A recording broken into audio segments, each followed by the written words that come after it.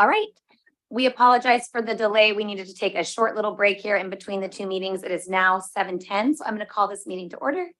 Please stand and join me in saying the Pledge of Allegiance.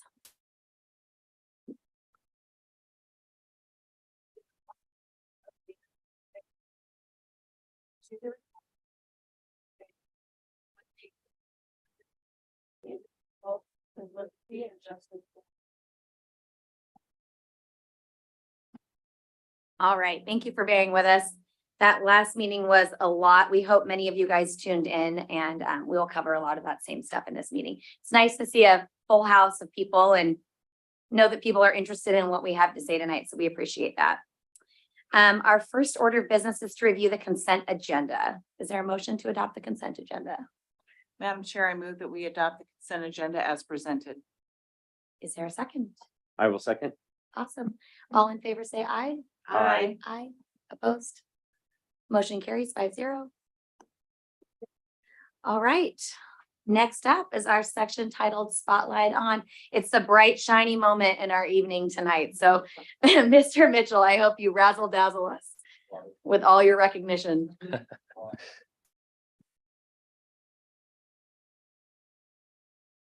All right. Chair Hawkins, Dr. Lyon, Board of Directors, thank you for having us here tonight. As you can see, I've got some wonderful students with me, so I will try to keep it short so we can talk about their accomplishments, but we also have a ton of other accomplishments from our winter athletic season and competition season. So included in your packet tonight was a page about the band accomplishments, and it is long and extensive, and we're very proud of all the wonderful things that they've done. You can see all the lists there, but there's a few things I'd like to highlight. At the top, the OMEA District 14 Solo and Ensemble Festival. This is a huge event and competition for our students. And as you can see, 10 of our students earned first place district champion honors, which automatically qualifies them for the perform at the state competition. And then 11 earned alternate spots. You can see there the long list of names and ensembles. What always impresses me is that some of those kids are there for multiple instruments.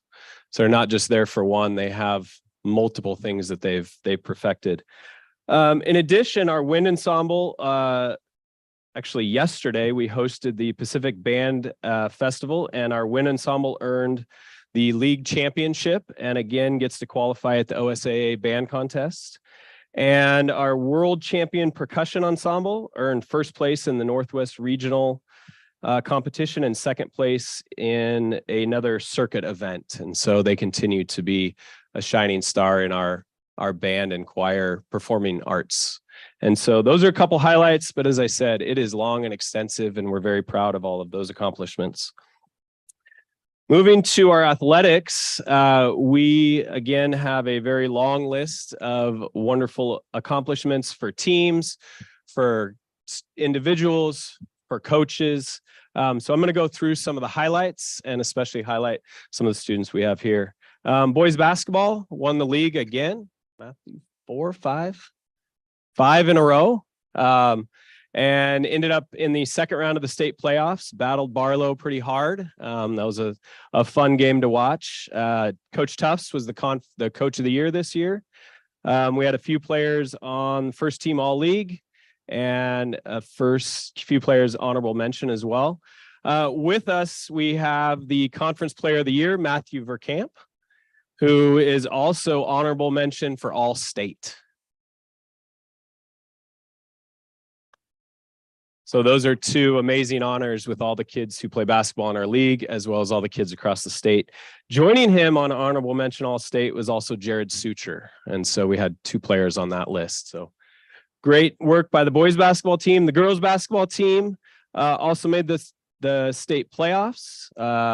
You can see Sabrina Flowers was first team all league and just very recently named honorable mention all state as well. So that's a big accomplishment. We had multiple students on the all league team.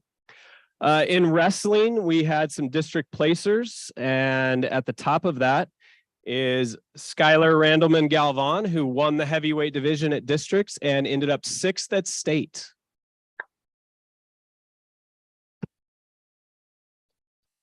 He also, to keep going with Skylar, received All-American honors at the Reno tournament, which is a huge national tournament that kids go to every year. Boys swimming, you can see there's multiple second team all-league and honorable mention students, competitors, again, in multiple events, which is impressive that they're so good at so many different things. Girls swimming, Kristen Maples was the coach of the year. And again, we had a few first team all-league competitors, as well as a host of second team and honorable mention. On our dance team, they placed second in state in their palm routine. And we have our two captains here, Sophia and Emma. And they also were the state champions in the traditional dance routine.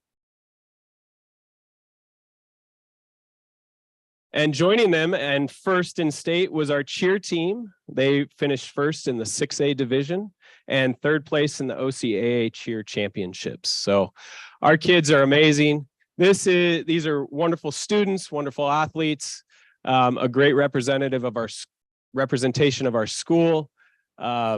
Sports and performing arts are a wonderful piece of what we do at Sherwood High School. And there's a ton of other things. And it's always an honor to get to talk about the wonderful things that go on in our school. So thank you very much. Thank you to all of you for joining us tonight. We're very proud of you and all the other kids on this list and all the kids that compete throughout the year. So thank you.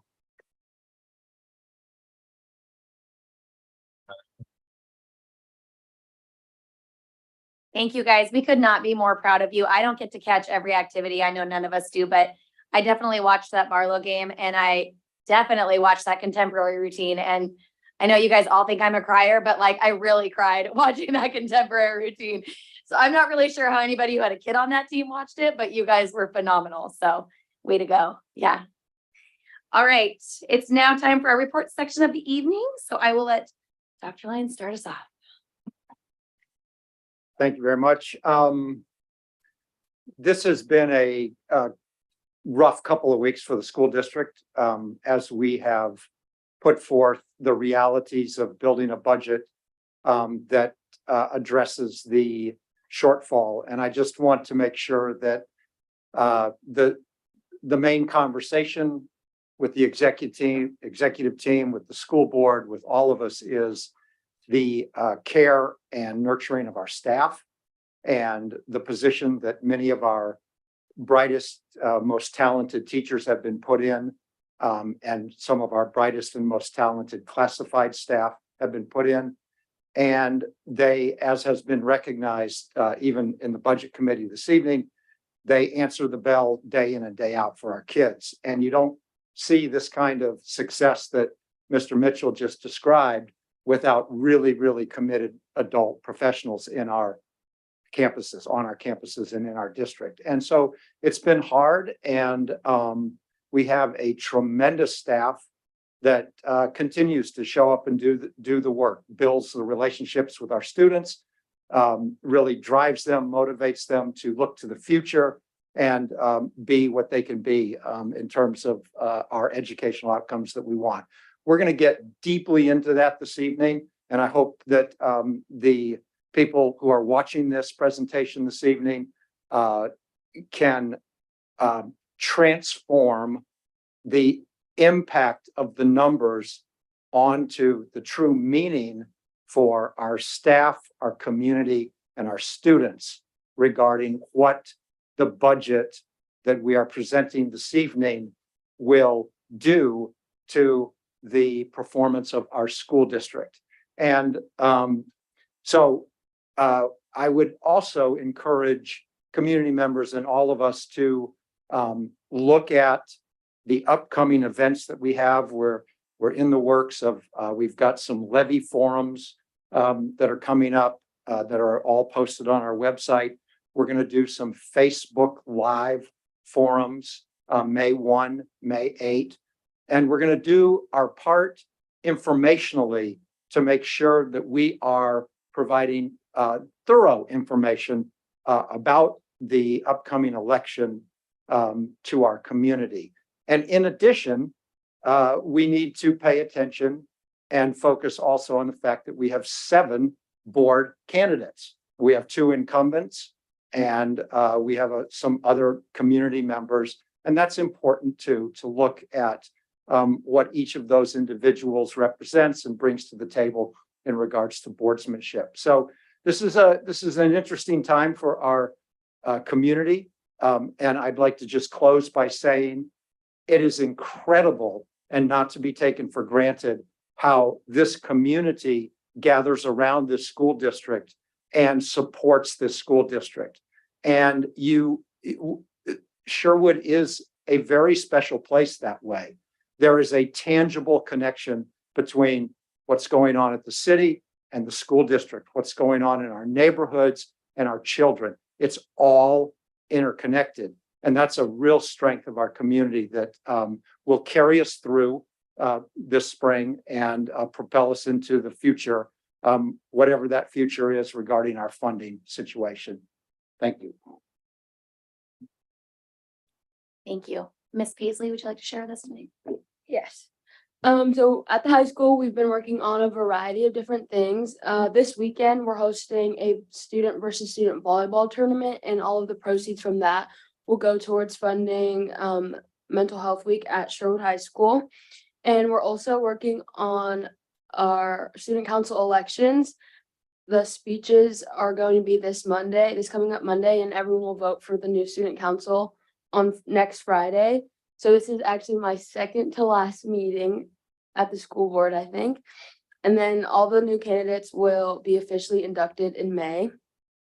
And then prom is coming up too. Our theme is Dancing Under the Lanterns. It's supposed to be like the movie or Tangled, like all the lanterns from that. And then we also have Spring Fest coming up in May, which is May 19th from 5 to 7:30 at the stadium at the high school.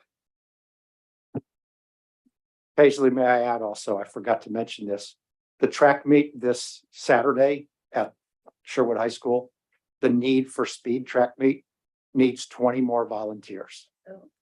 20 more, just 20. All right, thank you for keeping us updated. We appreciate it. I can't believe this is your second to last meeting. We will certainly miss you around here. So you've done a great job with us this year.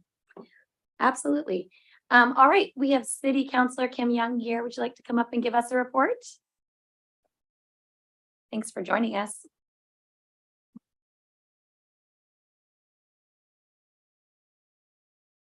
Fine. Can you hear me? I need to move this. Superintendent Lyon, Board Chair Hawkins, and board members. Many of you know me, but for those that don't, I'm Kim Young, a member of your Sherwood City Council.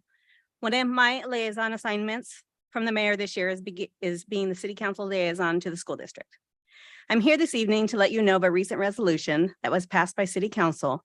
On March 21st, Dr. Lyon came to city council and gave us a presentation on the upcoming levy that will be on the May 16th ballot and the importance of having this levy pass. As a council, we don't usually weigh in on issues from another entity. However, as a city councilor, I see the value in education and having great schools, and this is echoed by other counselors as well. Having great schools helps make a great community. Many families move to Sherwood because of our schools. I've been told that we have the highest per capita of students per residence in the state. Having great schools is one component that helps drive economic development for the city and helps create the thriving community that we have. It also helps our home values. After Dr. Lyon's presentation, council asked our city manager to prepare a resolution in support of the levy and bring it back to our next meeting on April 4th. On April 4th, council voted in favor of resolution 2023-024, which states, whereas the Sherwood School District 88J has proposed a 5-year local option levy to maintain teachers and class sizes, whereas the proposed levy is to address an immediate financial shortfalls. Whereas the proposed levy will maintain current school programs, teachers, and staff. Whereas the proposed levy will move the Sherwood School District from last in per pupil revenue compared to surrounding districts, moving the district to funding per pupil to equal to surrounding districts. The proposed levy is for $1.50 per 1,000 assessed value, for 5 years, beginning 2023-24. The city of Sherwood believes that the Sherwood School District is important to our community. Therefore, the city of Sherwood resolves as follows. The Sherwood City Council does hereby endorse and support the passage of Sherwood School District levy, local option levy 34-323 on the May 16th, 2023 ballot.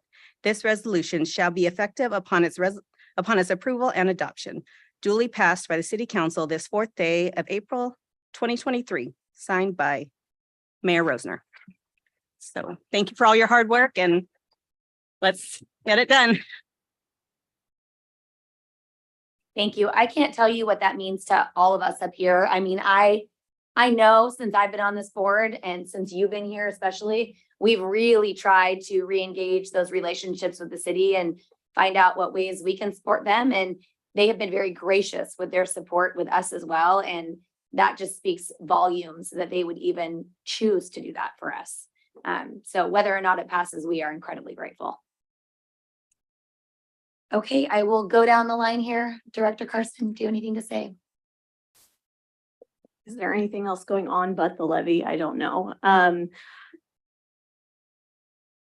There's 5 weeks left to get this levy passed, and I have seen some incredible hard work from this board, this administration, working day and night behind the scenes to try and make this happen, to help and salvage this wonderful district before impending doom, essentially.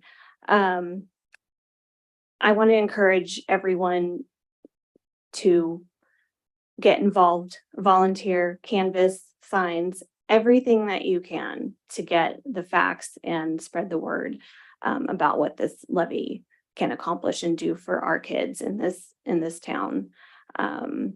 I just hope that you're willing to get involved and continue to support our teachers and our kids.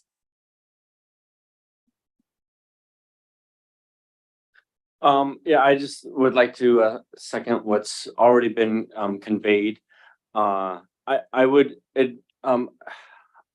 think encourage those who don't know much about the levy or have questions to watch the previous board meetings, watch some of the previous budget committee meetings, but also to reach out to Jeremy and Gary. The emails that I've seen, that they, not to get you more emails, but I'm sure you would appreciate it, is they are incredibly responsive. I know that they've been dealt with a lot of difficult questions, and they embrace those and they answer them to the best that they can, and they collaborate and they go back and forth with some of the questions. So if you do have questions, please inform yourself and reach out to the committee, well, especially Gary and Jeremy, because they are very much open to communicating with this. And like I think has been conveyed, more support and canvassing, and I think we're still looking for volunteers. And so please reach out and do what you can. Even talking to your neighbors and friends would be helpful as well. Thank you. Good.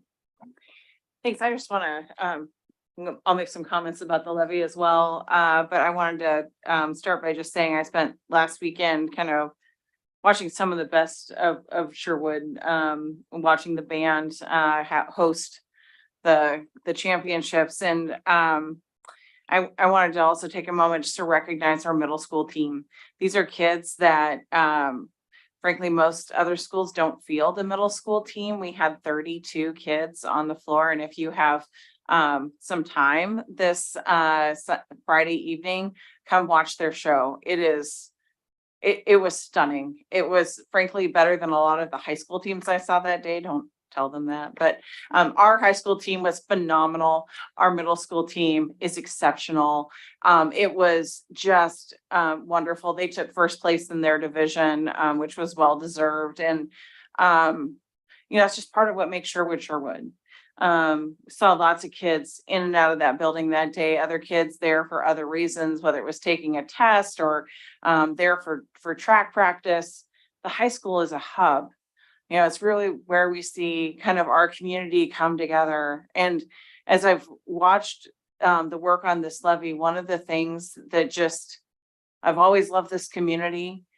But what I'm seeing in these weeks as we get closer and closer to the vote is Sherwood doing what Sherwood does, which is rallying around its kids, rallying around this community and saying, this is what we're about.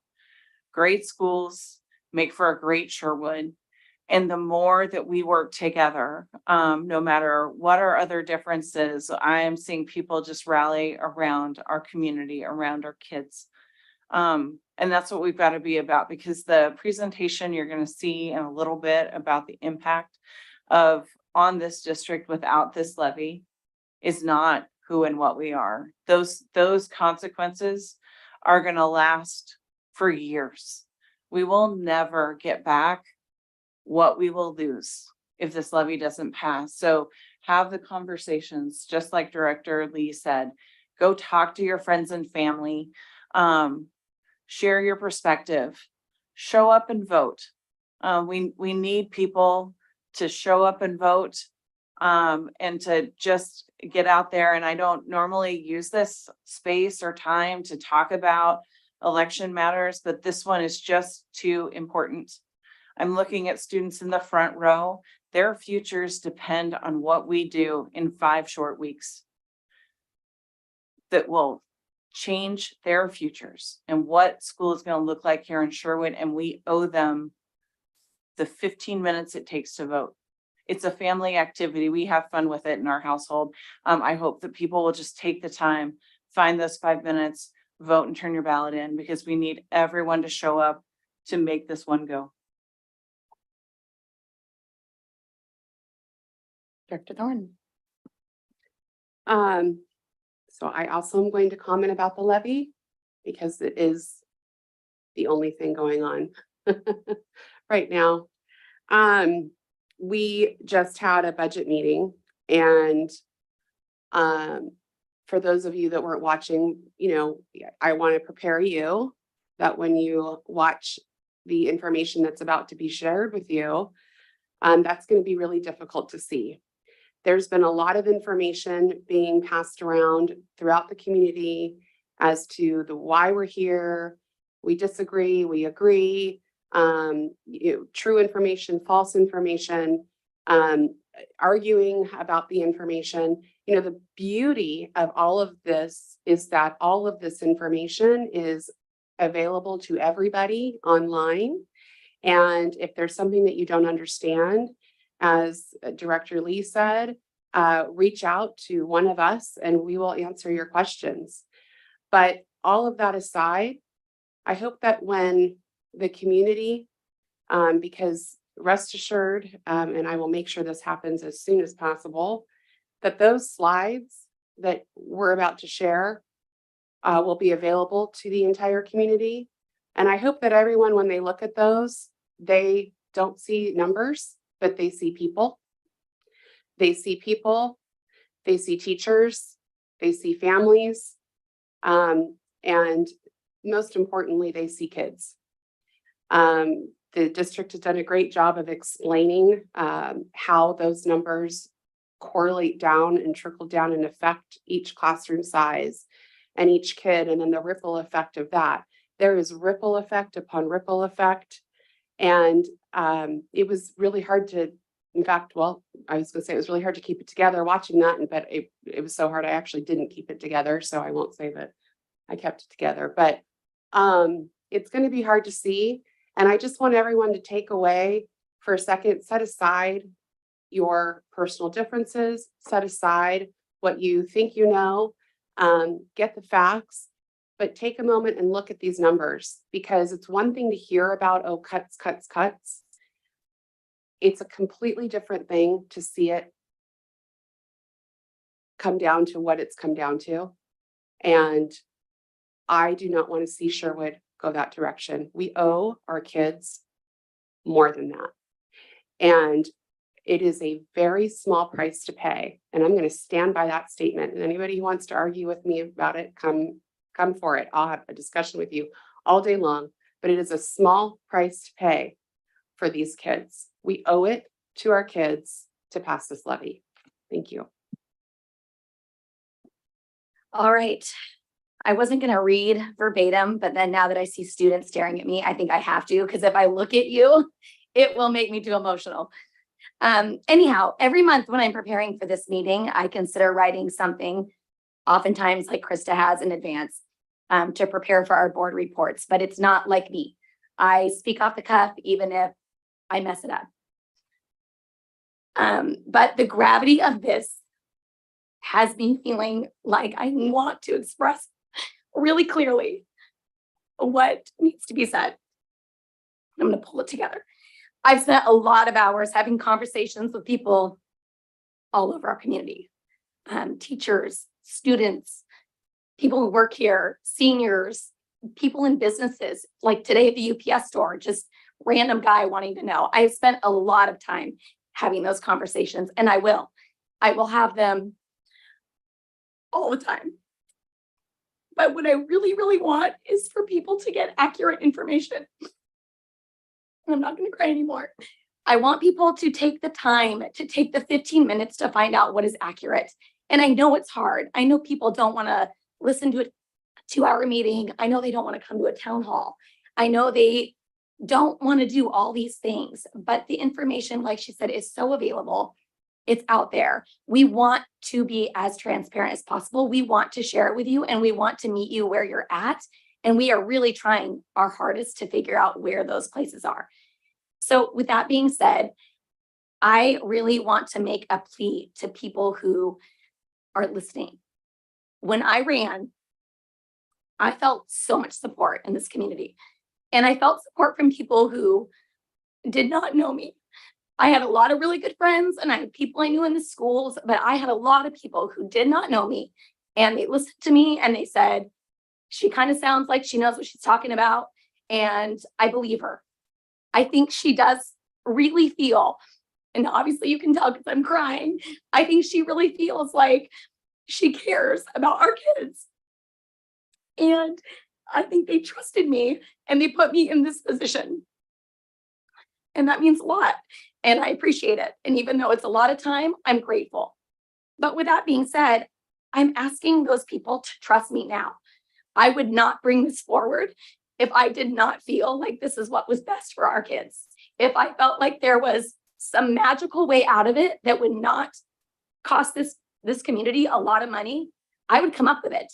I'm a pretty smart person. These are pretty smart people. Math was my best skill. And if I could come up with another way to do it, I would do it. But there is no other way forward that we can preserve what we have without this levy. So even to people who don't want to take the time to understand, I guess what I'm asking is if they trusted to put me here, then I'm hoping that they will trust that I am leading them in the right direction now. That is what I really believe is best for our teachers and what I really believe is best for this community. And I think that if people hang on and they watch this presentation, that there is no way that they will not see those numbers and understand exactly what I'm talking about.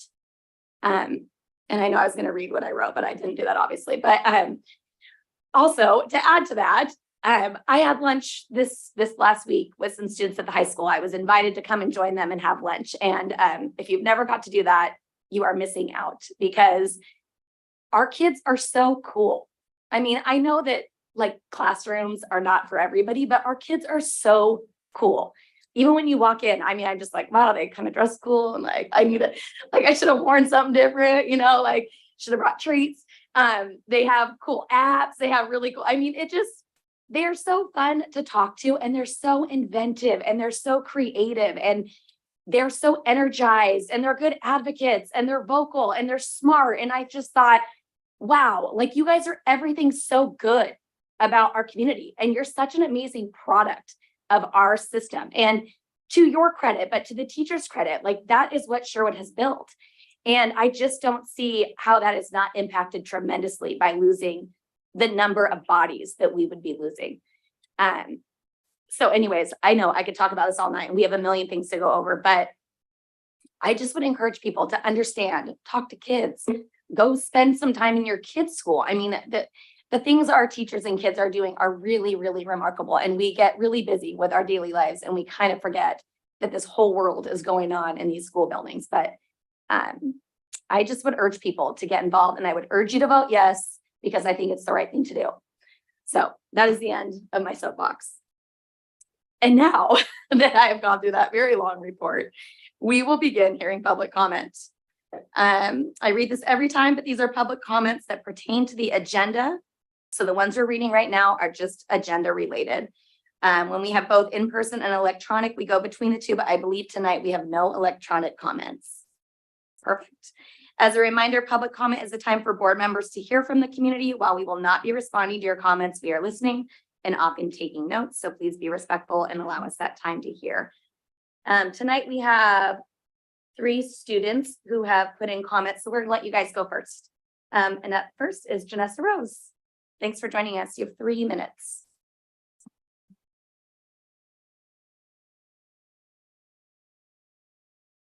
Thank you, Chair Hawkins, Superintendent Lyon, and members of the board. Hi, my name is Janessa, and I'm here to talk about the impact the levy could have on my peers and I's lives. I'm a sophomore at Sherwood High School, and the levy could be the difference between going to my dream college or settling. It's the difference between my little sister getting a scholarship or not. Education, especially in younger years, is the foundation of our future. By passing the levy, we are keeping class sizes reasonable and keeping important programs accessible to students. When I get home tonight, I'm going to study for my AP Gov test that's in less than a month. It's the hardest class I've ever taken, but it's also my favorite class I've ever taken. And not to toot my own horn, but I've maintained an A in it all year. I couldn't have done that without this small group and one-on-one time I've spent with my teacher, as well as the interactive assignments we've had like mock Congress and moot courts. By maintaining a good grade, I'm likely to get college credits towards the major I hope to pursue, political science. Likewise, my little sister is in 8th grade and she's wanted to learn Spanish for a while. She even has a 203-day streak in Duolingo. She's had the opportunity to take Spanish 1 in middle school and is on a path to be able to take Spanish 3, 4, maybe even a dual credit class before she graduates high school. When colleges look at the students to give scholarships to, they look for students with the hardest course loads. So these classes could have a big impact on our future education. If the levy doesn't pass, our schools may not be able to offer these programs or students won't be able to take them till junior or senior year. The students who do take these classes may have watered down experiences due to less personal connections with teachers, time for help, or engaging labs and activities. All Sherwood students will have a disadvantage in the competitive world of higher education. Class sizes and accessibility aren't only a problem for older and high-achieving students. Elementary schoolers have increased learning that leads to better student outcomes in small classes, according to the Center on Enhancing Early Learning Outcomes. My little cousins both go to Middleton. They both have very individualized needs in class, and because of the current 23-to-1 student-teacher ratio, they get the help they need. If class sizes rise for our elementary students, this could cause long-term detriments to their education. Similarly, disabled students will lose important opportunities in their accessible education classes. This is why I'm part of Bowman for the Levy, a student-led group focused on getting our community to rally behind our kids in schools to create a brighter future for students like my peers, my cousins, my sister, and me, or our long-term, our community, as we are the next generation of parents, politicians, and workers. I urge our community to consider all students when they consider the levy. Students are the most affected group and we have the least say. Please vote for us. Please vote for our future. Thank you. Thank you. You are a far better speaker and presenter than I am. I'm so proud of you. You're Government not class my is paying child. off. You're not my child. I'm very proud of you. August Hartman, would you please join us?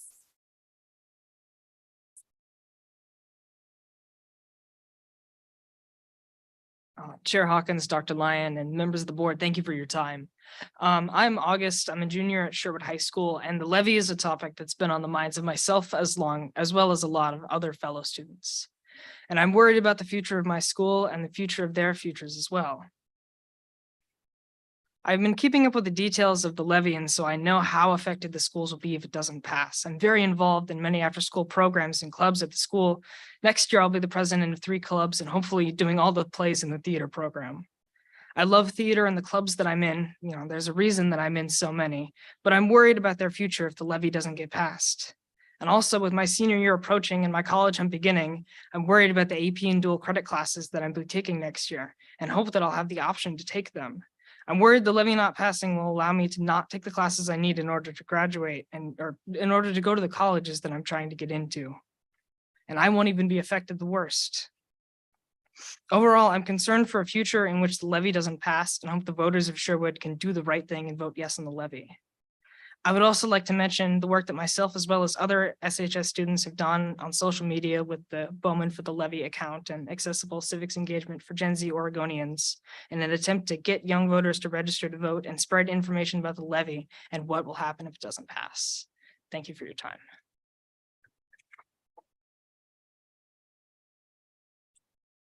Thank you so much. And Ms. Paige Weathers, you're up next.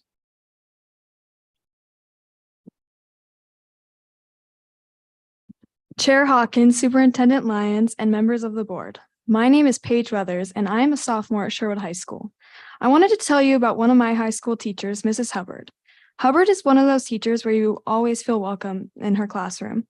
Her door is always open to any student, regardless of whether she has taught them or not.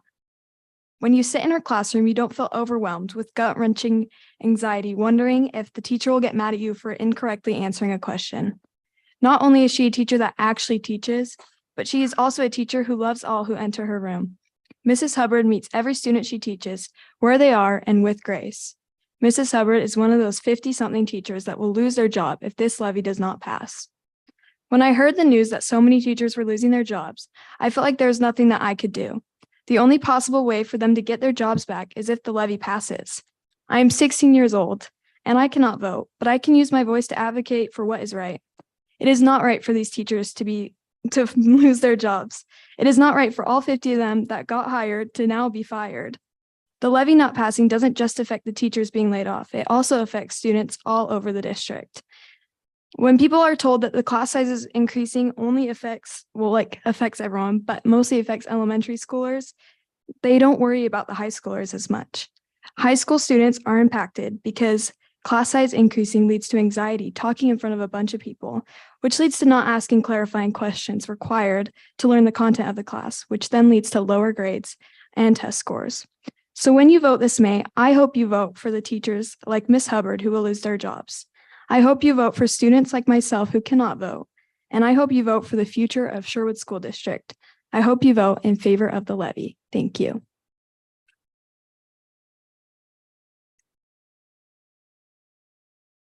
Thank you guys, and thanks for coming and sharing your messages with us. We are encouraged by that. And I'm definitely going to check out a Bowman for the levy. Hopefully you guys will accept my friend request.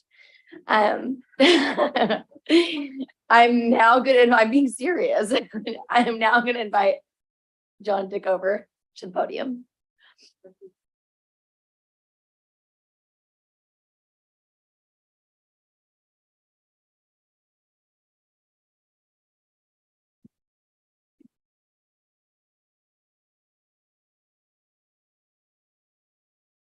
What programs are you willing to sacrifice? How many kids do you want in your child's classes? I can tell you as an educator, relationships matter in schools. Without small class sizes, you cannot effectively foster relationships.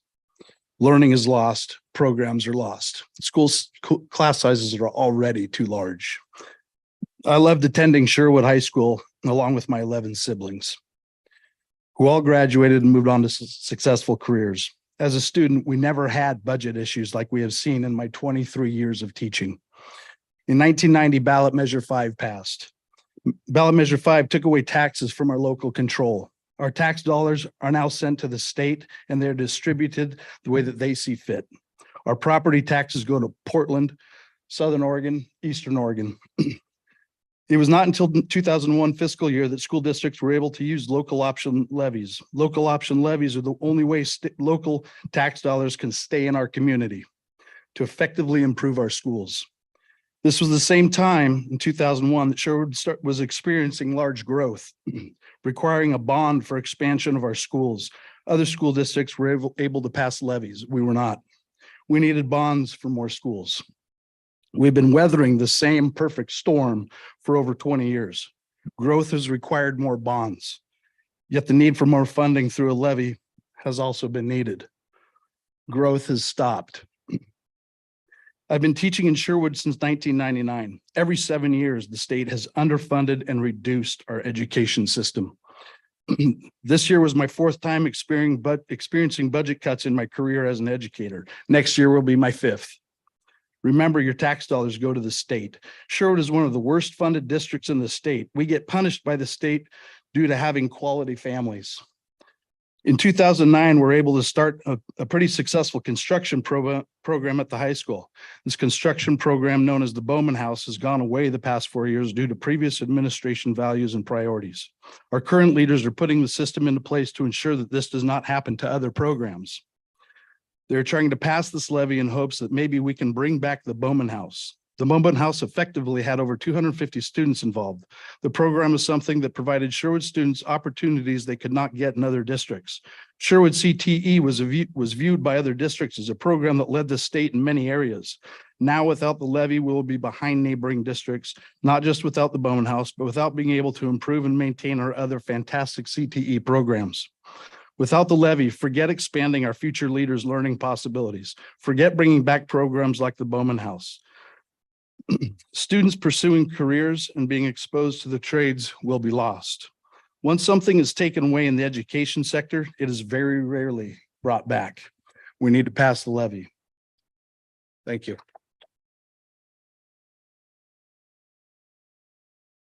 Thank you. And our last comment for this evening that has to do with our agenda is by Peggy Stevens.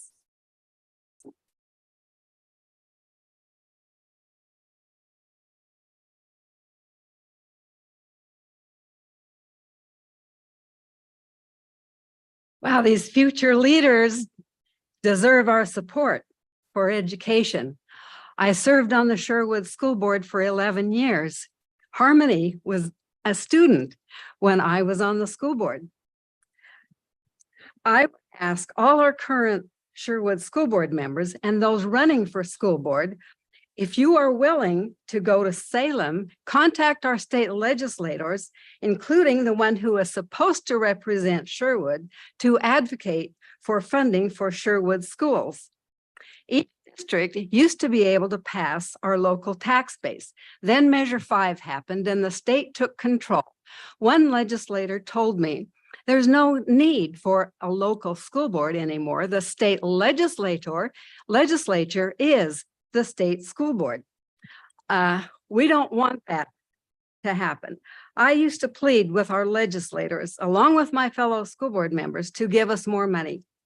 Sherwood has always been fiscally responsible and a supportive community for families and students. Now we are being punished for being responsible. The state legislator sends our tax dollars to Portland, Newburgh, Hillsborough, everywhere, but we are second to the last. This levy is desperately needed to help our kids. It is funding mainly for teachers. However, levy is a Band-Aid. It's to get us the next 2 to 5 years in permanent, stable funding. The state of Oregon has received billions more in tax dollars through the years. However, in fact, Oregon is #1 in income taxes in the nation. It's not that they don't have the money, that Oregon doesn't have the money. It's where the priorities are in Salem. Our legislator does not view education as a priority. Our local legislator, Courtney Neron, is chair of the House Education Committee. However, she votes for education Sherwood to be funded second to the last in Oregon. In addition, school funding is last on their list. They complete the budget and give schools the leftover crumbs. school districts don't even know for sure how much you're going to receive until the funding is set, until your budget is set for the next year. Those who claim to support education, who claim to represent Sherwood, need to fund Sherwood education. Please let your legislators know, in addition to voting for this much needed levy. Thank you.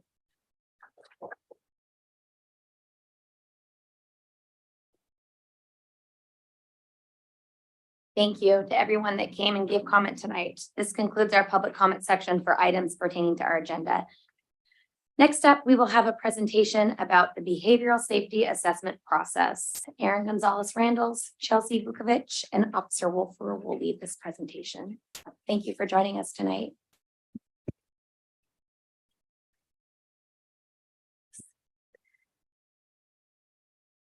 Good evening, Chair Hawkins, board members, and Dr. Lyon.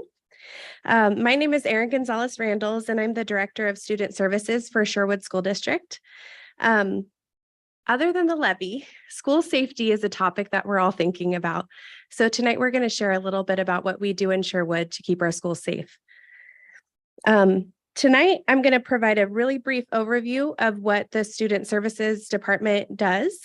And then I'm going to introduce our experts here who are going to share about our behavioral and safety assessments that we complete to support students in our community. Oh, I don't know if I have a clicker. Thank you. Chelsea will need that. So in the Student Services Department, we do a few things. We operate under the Teaching and Learning umbrella. So all of us are members within the Teaching and Learning Leadership Team. In addition to that, we support Section 504 or Americans with Disabilities Act for the Sherwood School District. And we support special education. That's a large portion of the work that we do as well. In addition to health services, which are our district nurses and health assistants. And then tonight, highlighted is our behavior and mental health department and programs. And so that's what we're going to be talking about tonight, is that portion of the Student Services Department.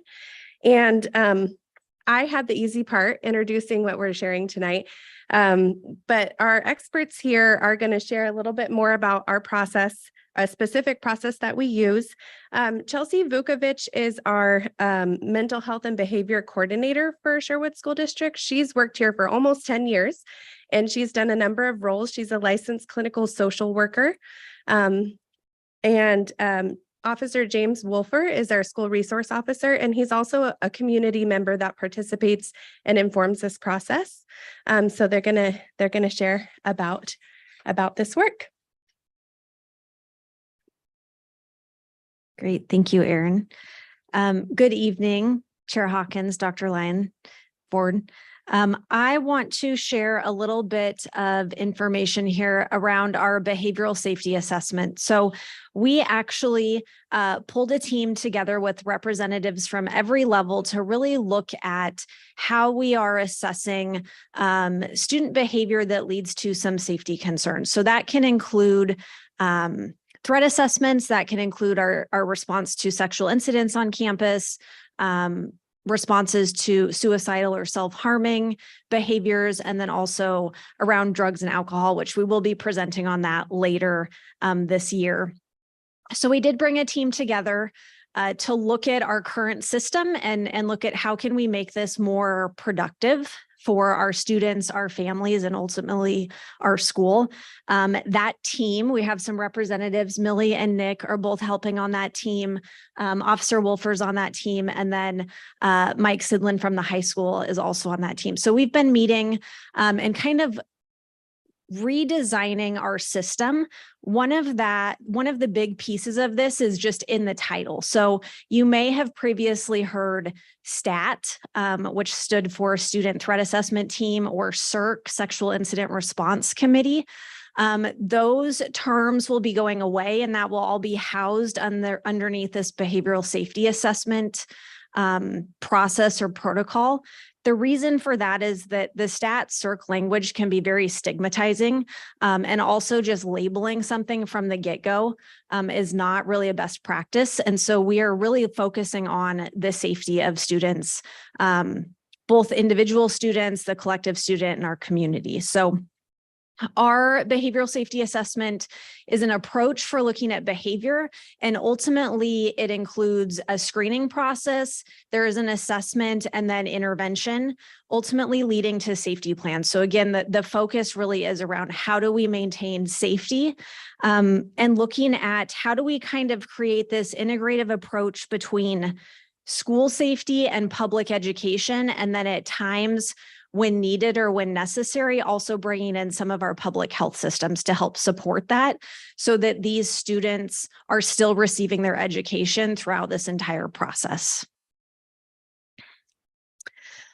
We have 3 different levels to our behavioral safety assessment. The first one is a screening. The goal of this screening is really to be able to confidently rule out a safety concern. If we are not able to do that in a screening, we move to what's called a level 1 assessment. This is a site-based team of members within our school district, including Officer Wolfer. So he is very much one of us when it comes to our site-based teams. The goal is really to look at what sort of supervision does that student need to be safe and successful at accessing their education, and what sort of intervention strategies or resources and support can we provide to that student and that family so that they're able to continue accessing education and maintain safety. If we can't maintain that or determine that at a level 1, we have the option to go to a level 2, which is bringing in some community-based teams. James is going to talk a little bit about what those community partners look like. But again, that's looking at creating supervision and intervention strategies. These teams are comprised of different people. The screening is really looking at, the student and the parent and the family. They're team members across this entire process. And then the school counselor, administrator are looking into that screening. When we get to a level 1 team, we're bringing in more school-based resources. Just to get a bigger picture. The goal of this is really to look at the whole child rather than this one isolated incident. But how is this incident maybe being impacted across the board, or what other things in the student's life are impacting this one incident? And so we bring a team together for that from our school. And then the level 2 team also includes community partners. And I'm going to let James speak a little bit to that. Thank you. Good evening, Chair Hawkins, Dr. Lyon, School Board. So I'm Officer Wolfer, I'm the School Resource Officer. I am involved, as you can see, in many of this, and some of that is not just in an enforcement. Part of my job is to be a resource. So you see in screening, I get brought in a lot of times by phone to run things by me from a safety standpoint. Same with the level 1. It's not always criminal, but also one of my specialties is obviously to try to make sure that our schools are safe. And so I'm brought in with those. When we can't come up with a good safety plan, or if it does become criminal, as some of these threats or sexual incidents can be, then we can move to a level 2. And some of those partners that we bring in can be, it says right there, the Sherwood Police Department. And that means that all level 2s, I do invite the captains from my department. At least one of them is invited. And on occasions, they have come to give another perspective. We also will invite the Department of Human Services, as sometimes some of these incidences, because of what the behavior was, or because of some of the things that have been identified with the families. Maybe the student hasn't responded well to interventions in the past. And so maybe they need a little extra help, or maybe their family does, or maybe we're not getting parental support that we need. So then the DHS needs to step in and help us make that child and the rest of the children that attend safe as well. That can also be if the impact to the targeted student or students is pretty great, then we might bring in DHS to also assist with that. We also will bring in the juvenile system, which is part of the juvenile department, is part of the juvenile criminal justice system, which the goal there is rehabilitation, not punishment. But sometimes when these things have crossed into those criminal natures, then we need to bring in the juvenile department to kind of look over some of those things, some of those interventions that go beyond what can be done in a school. I'm sure you can imagine what some of those threats can be. We have seen things like ankle monitors, different other interventions and things, especially at the younger years, that can maybe help these students, one, be safe and the other kids safe, but also that they can learn that this behavior is not acceptable and change their behavior moving forward. Trying to remember, was there something else to talk about? So again, we talked early on, the goal of this whole process is to come up with a safety plan. And part of that safety plan is, how do we keep the student and other students safe and still provide their education within the school setting? This safety plan, you know, we do these, we do more of these than we would like to. They're increasing, not just for us here in our district, but across the county and the state. That's something we're hearing from community partners. And we do a really nice job here in Sherwood of keeping these kids in our building so that they can access their education throughout this whole process. So we do that through the safety plan. Our safety plans have 4 components to them. They're all individualized to the student based on the unique situation and needs of that student and family. There are always student strategies and school strategies included. You know, what is the student going to do in terms of, you know, seeking out support at school? What can the school do to support that student in maintaining their safety and providing the resources to access their education? And then there are family and home strategies, as well as community strategies that we recommend, so that we can help support the student in all areas, because we know that very seldomly is what we see in school just stay in school. And again, I'll have James speak to a little bit more about what our community partners do in order to help the home and the community strategies for our safety planning. So a lot of this is going to be dependent on what the incident was. So as you can imagine, certain threats, if it was about a weapon or a list or anything like that, that have we've had to deal with in the past. A lot of times that'll be me working with the family of the student. That may include a consensual search of the house. It also has included in the past writing a search warrant, working with our detectives if we have not had the cooperation from family and the threat has been severe enough. Obviously that doesn't always go out into the community because we want to protect the, you know, identity of juvenile students, but we do take these things very seriously. Some of the other things, especially if you can think of like sexual incidences that are surrounding or have social media aspects and cell phones, we may have strategies that on campus, they don't have their phone, but if you know, access to technology is a major part of the problem and the behavior. And we get, for like I was talking about earlier, the juvenile department, some of those court ordered things can be to follow the school safety plan off campus. I often see that with the judges, the juvenile judge ordering as part of that for the student, that the safety plan that has been made on campus will be followed at home, such as no access to cell phone, no access to violent video games. We've seen that a lot recently of, you know, court ordering technology limitations. And sometimes they even will go beyond what the school safety plan and bring that and increase those in strictness just to, you know, really get those strategies with the safety surrounding them.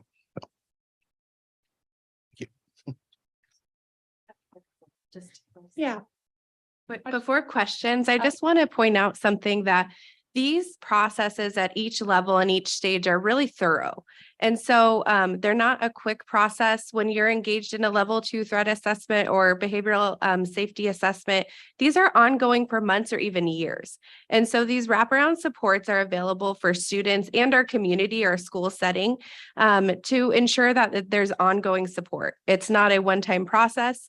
And that requires just something that I'd like to recognize, which is just hours and hours of work on the part of our administrators, on the part of our campus monitors, our deans of students, and our community partners who engage with us every week. We're in meetings with them every week, talking to them regularly, and having those partnerships are just really crucial for our schools.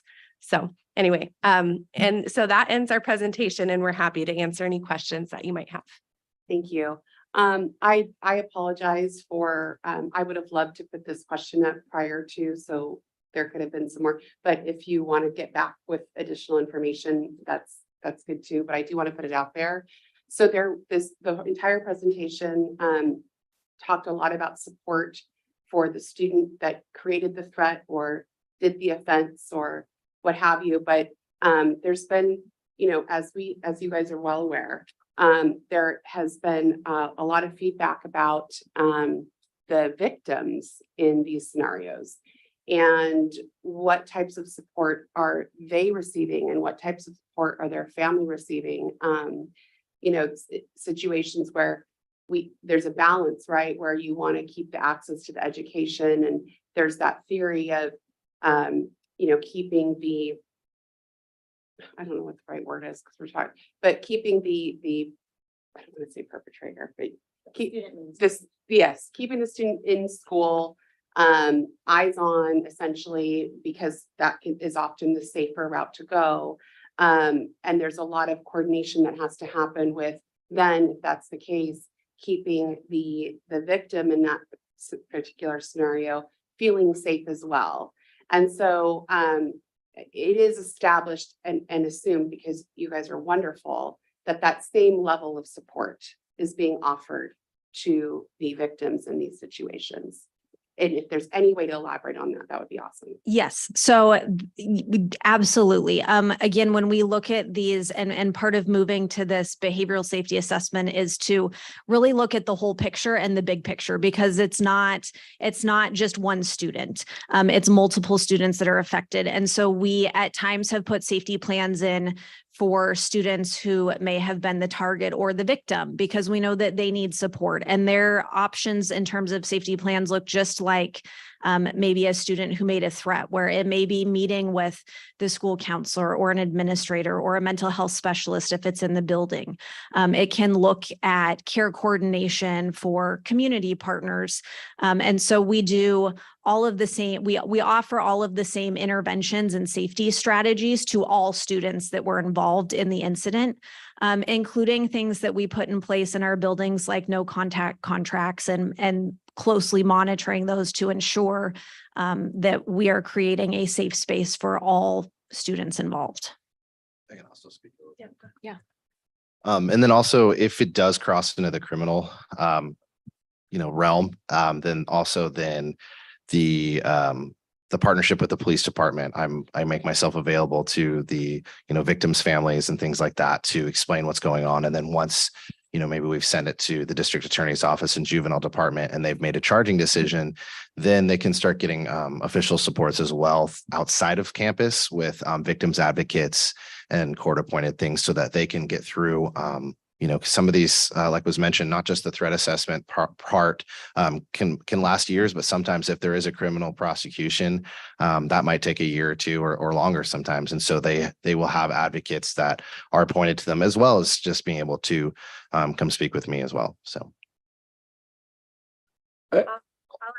Think to that. So our counselors, I really need to mention them in that restorative piece for the students who might experience something challenging. They're really there to wrap around the students, and our mental health specialists in our schools also do some of that work. And so we're really intentional about reaching out to students. One thing that we do is we try to be as transparent as possible with the families who are affected by the event as well. And sometimes that can look like just sharing what our process is, because knowing that we do have a thorough process in place to put some supervision or supports in place and partner with community, partners is really important to know, even if we can't share student specific information.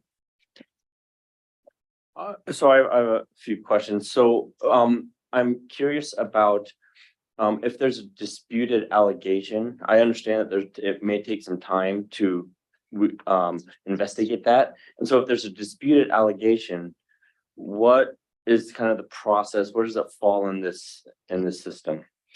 Yeah, so the school does their investigation, which I'm often part of, but sometimes not, especially if it's lower level, maybe doesn't go to a crime. But if we do if it is allegations of a crime, then it will be kind of a simultaneous investigation, and where we would look. So, for example, if say it was like a sexual allegation, What we look for a lot of times when I'm doing those investigations, we will ask, the person that's reporting it, I'll ask, did you ever have, someone you told at the time? We call those, outcry or disclosure witnesses. And I try to just corroborate one way or the other, go through there. If they say that, they, for example, maybe they confronted this person when that happened 3 years ago over Snapchat. I'm going to write a search warrant and go see if that's true or not.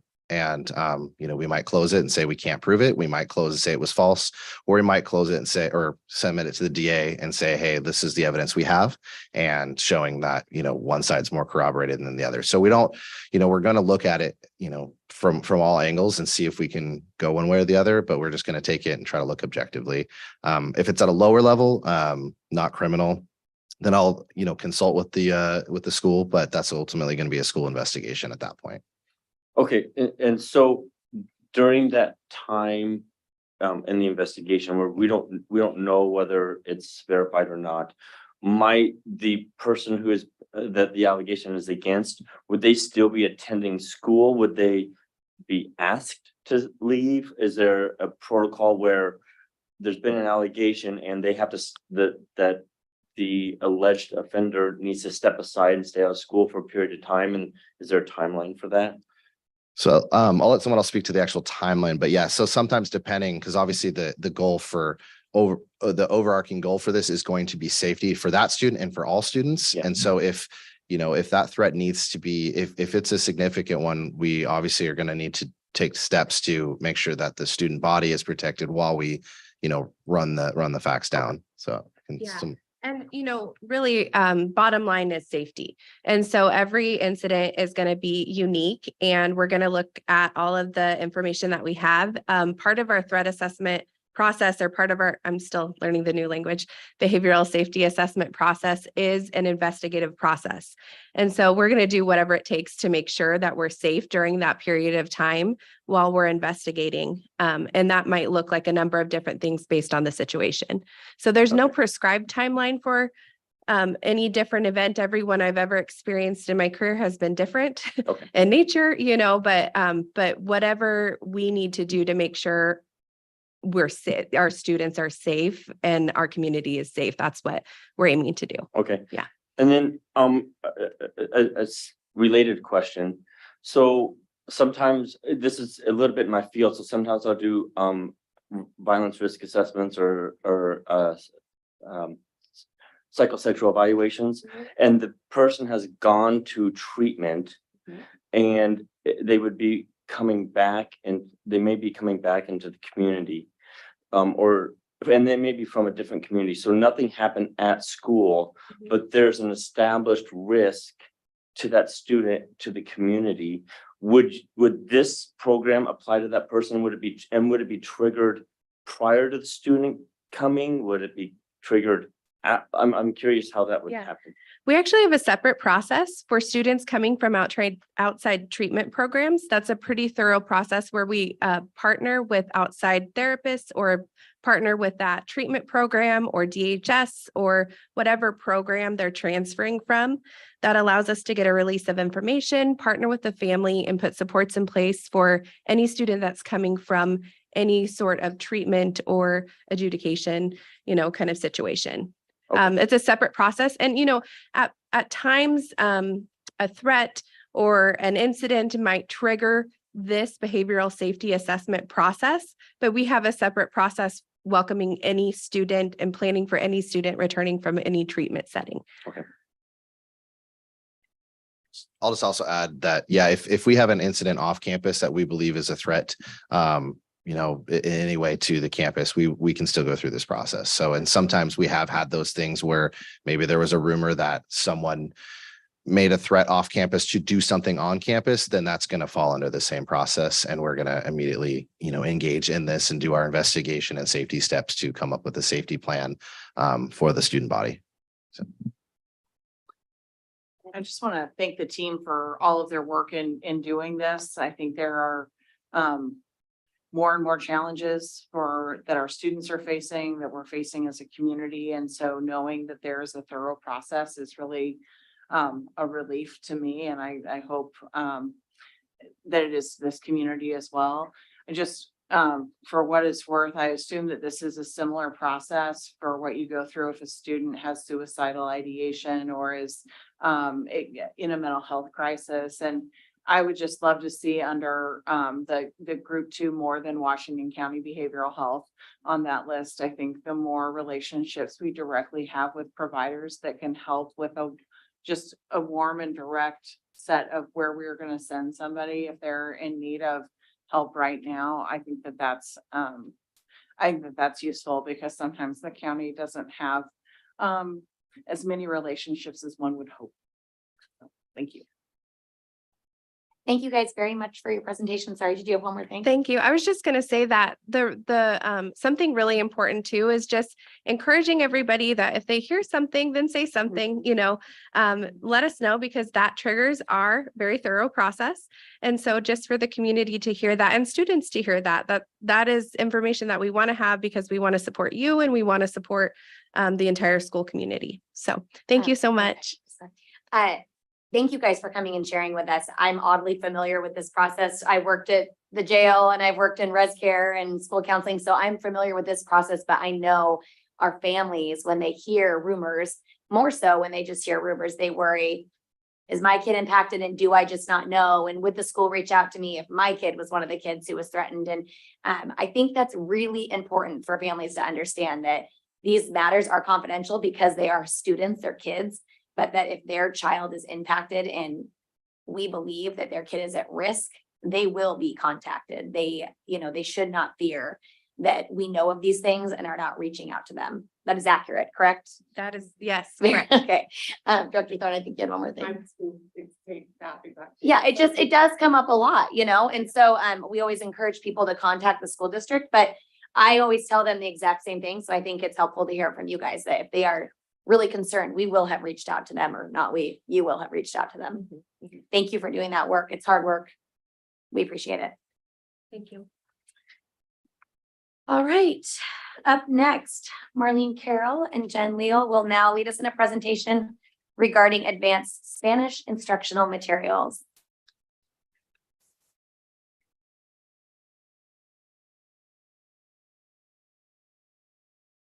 All right. Thank you, Board Chair Hawkins, Dr. Lyon, board members. Tonight we're going to go over our world language advanced Spanish adoption.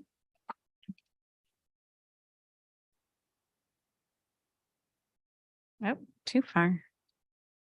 Oh, thanks, Christine. One more. There we go. Okay. We're going to take a look on what our team is going to recommend for adoption to the school board. For world language levels 3 and 4, those are our 2 advanced courses that we are offering at the secondary level, so at high school. Students can take world language courses at various times throughout their high school career, and currently we offer Spanish at the middle level as well.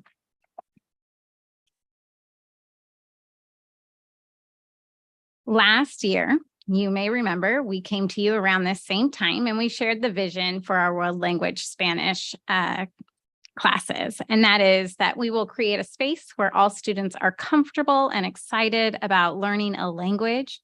Students embrace the differences of a variety of cultures to strengthen our community, enrich their lives, and have fun while engaging in a robust world language program.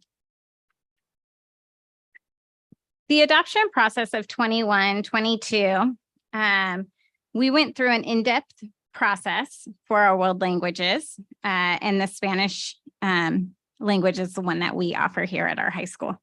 This included taking a close look at current practices and resources that we were providing, and identifying areas for growth. We established the vision that you saw before, and we really recognized that we needed to adjust our program a little bit. And we adjusted it to include a more communicative approach to language learning. The team received professional development in this area to inform their instruction and inform their scope and sequence. And they used that professional learning to really pilot materials and go through the adoption process so they could understand exactly what they were looking for to best fit their needs.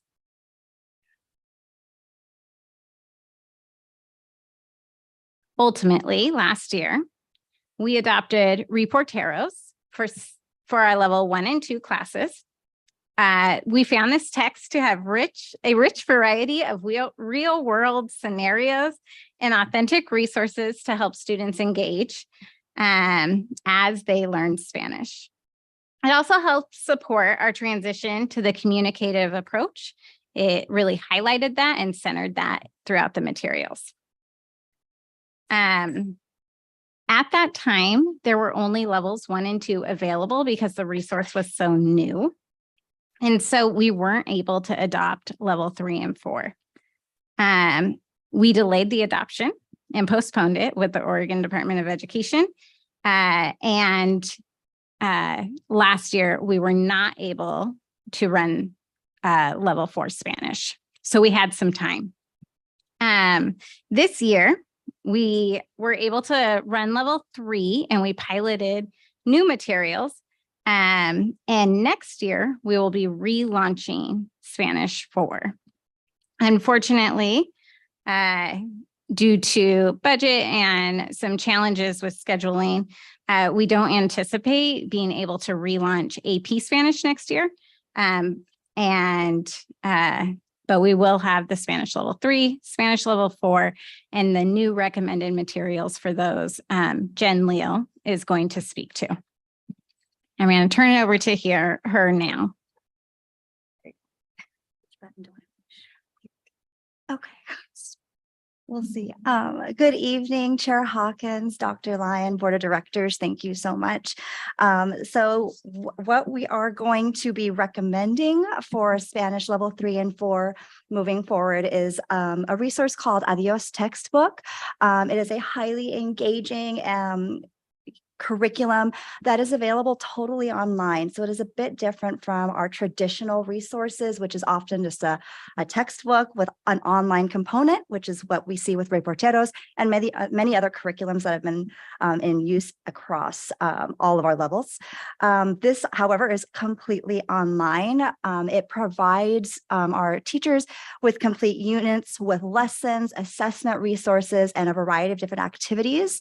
They additionally provide what are called planner units. So these are just thematic units that have like an outline that a teacher can work with and can really flex their creativity and their expertise to develop lessons and a sequencing of activities that would be most engaging for their specific students and to meet the needs of their students.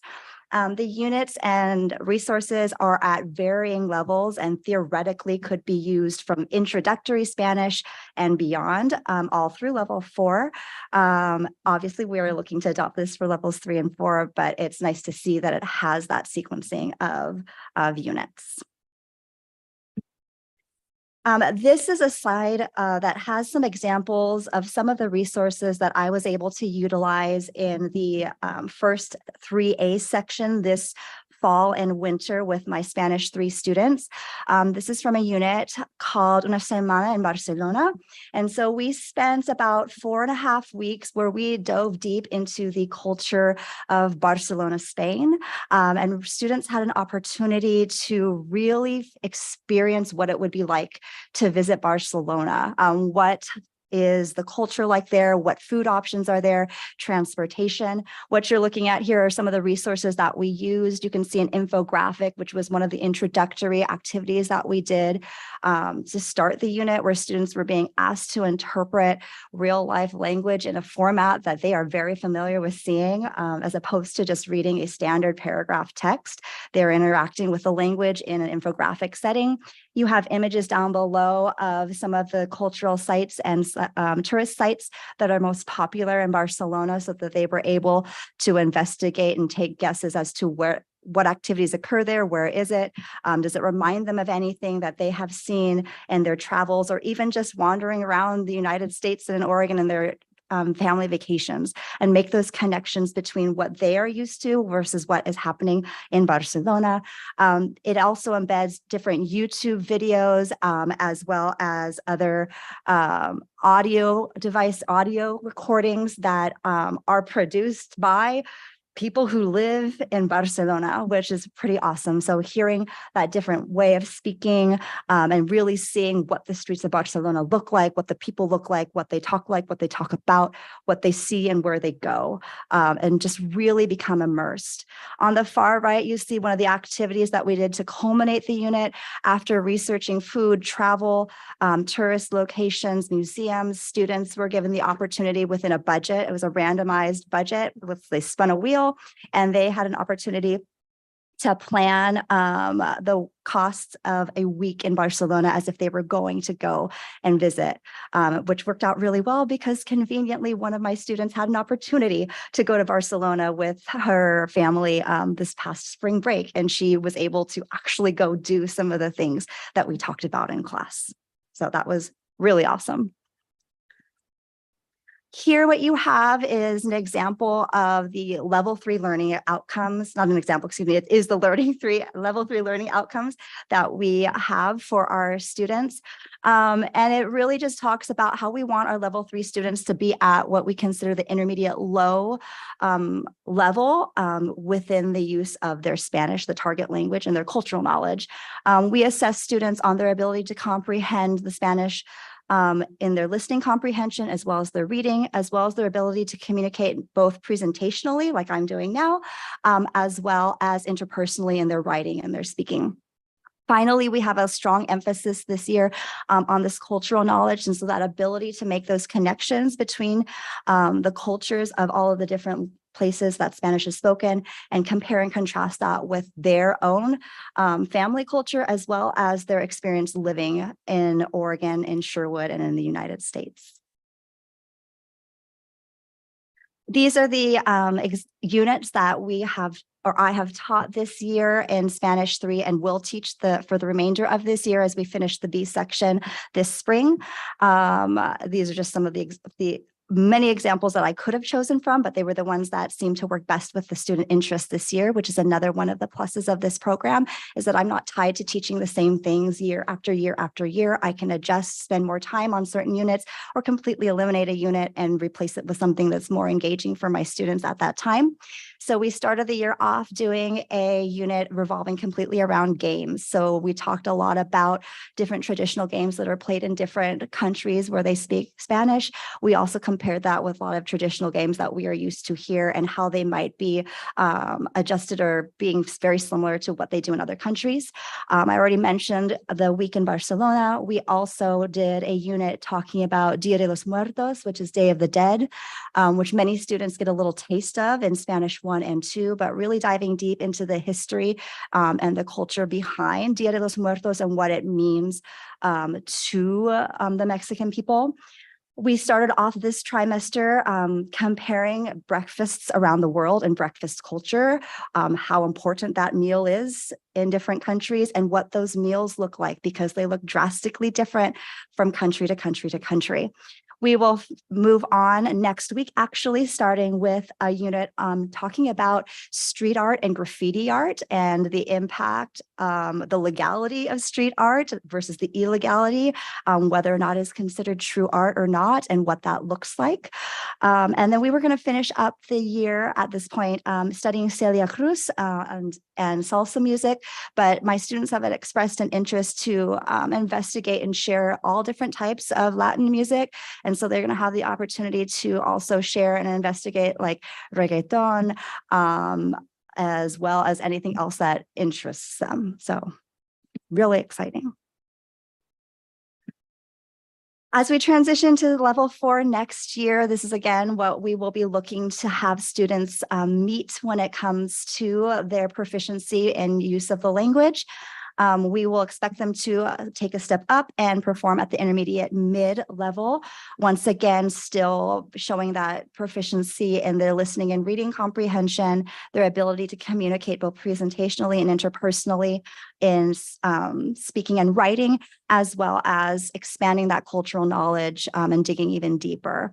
So it's the same areas of proficiency that we're looking at, but we're asking them to increase not only their breadth of knowledge, but also the depth of knowledge, and to be able to go deeper and really make those different connections and critically think about how the language works, as well as how those cultural influences impact the language and what we understand and how language is used. So as we've relaunched Spanish for next year, which is super exciting, we have a huge variety of units that I can choose from to build a scope and sequence.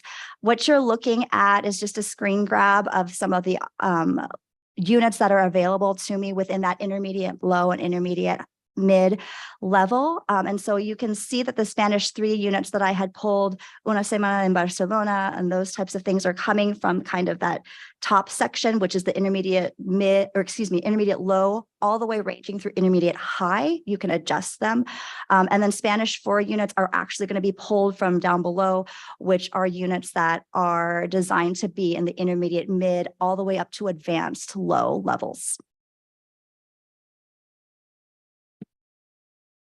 Currently, the thoughts for the units that are going to be introduced in Spanish 4 are the following. The first one that is being considered would be talking about different TV series and what those mean and how those have cultural impacts on how we view society, as well as how those shows influence our own way of thinking and way of life.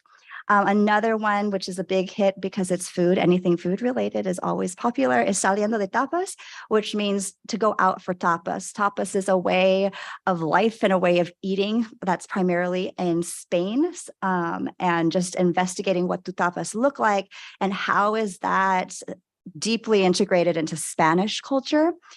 Next, we have traveling through parks. This is an emphasis on talking about nature and the outdoors and adventure travel, but focusing on national parks. We have reacting to natural disasters and being able to talk about climate change, as well as just the different natural disasters that students have potentially learned about or lived through around the world and how that has affected way of life and culture, as well as where people live. Next, there's investigating disease and remedies. And I think we all know that that is very relevant to today, as students today, but just what does healthcare look like in different countries? What types of healthcare are provided versus natural healing versus traditional medicine, and how do the different cultural viewpoints impact society's acceptance of those different types of medical care. And then finally, telling legends or myths, which really focuses on the cultural impact of storytelling, and bringing that the past to the future and how that influences how people view everything, those stories of the past, for Spanish 4. This is just some student feedback. So that I wanted to share with you specifically around the unit around Barcelona. At the end of every unit, I give a quick survey, just asking them to rate like how effective were the different activities that we went through. And I give them the specific activities. Where do they think do they feel that the vocabulary provided was sufficient? Where do they think it was lacking so that we can improve? And then just what other comments that they have. And one of the things that really jumped out at me was I piloted this program was just how excited students were to be learning Spanish and how they were excited to come to class. They would come in and they would say, Ms. Leo, I can't wait to be in Spanish today. What are we doing? I never say that. I'm so excited. And I'm like, I love to hear it. And these were some of the comments that I literally just pulled from that Google form. My favorite one on here is that second bullet point. She said it was slay, which is a good thing, and she loved it. And not only, they say that they think it really improved their Spanish, but they just enjoyed doing the work, that even though it was challenging, even though that they felt like it pushed their language, that they were retaining it and they could see for themselves the growth in their Spanish. And it wasn't me just saying, oh, you've gotten so much better, but they could look in the mirror and say, I've gotten so much better. I understand so much more and I can communicate so much more confidently. And that ultimately is the goal of a Spanish class, is to have them enjoy and to realize that they can do those hard things and they can recognize that growth and be confident as they move through the world, knowing that they could travel the world, they can speak to other people.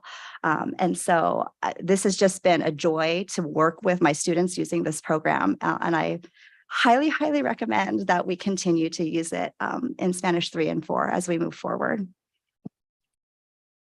Any questions that I can answer for you?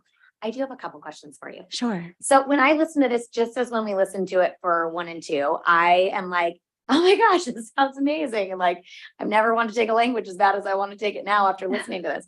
That's my experience. And it all sounds really cool. I only have experience with my 2 kids taking language, and they're 2 boys. I'm super aware of their limitations. They're in middle school. Like, I'm not an unrealistic parent. They're both in Spanish 1 and they're 12 and 14. And so I watch them really struggle at the middle school with this curriculum. They just both are. They're getting good grades, so it's not really reflected in that, but they're having a hard time learning it. And so I know that may not be representative of this particular curriculum, but I guess I'm just curious, like when we get new curriculum, is there a way that we look back, or when we're piloting, is there a way that we are able to look at like children's outcomes to see if, as a teacher, it is exciting to teach new material. It is exciting to have new curriculum, but like, is this material providing a better experience where kids truly are learning more? And I don't know how to answer that, but I'm just curious how you guys look at that. Sure. Thank you. One of the things that I love about specifically this Adios textbook as we look to to adopt for 3 and 4 is that it does give us that flexibility. It's not like a traditional textbook where it says chapter 1, you're going to review clothing vocabulary and such grammar content. It basically says, this is your thematic that you're going to talk about. You're going to be in Barcelona for a week, and you're going to explore the different modes of transportation that are available to you during your visit.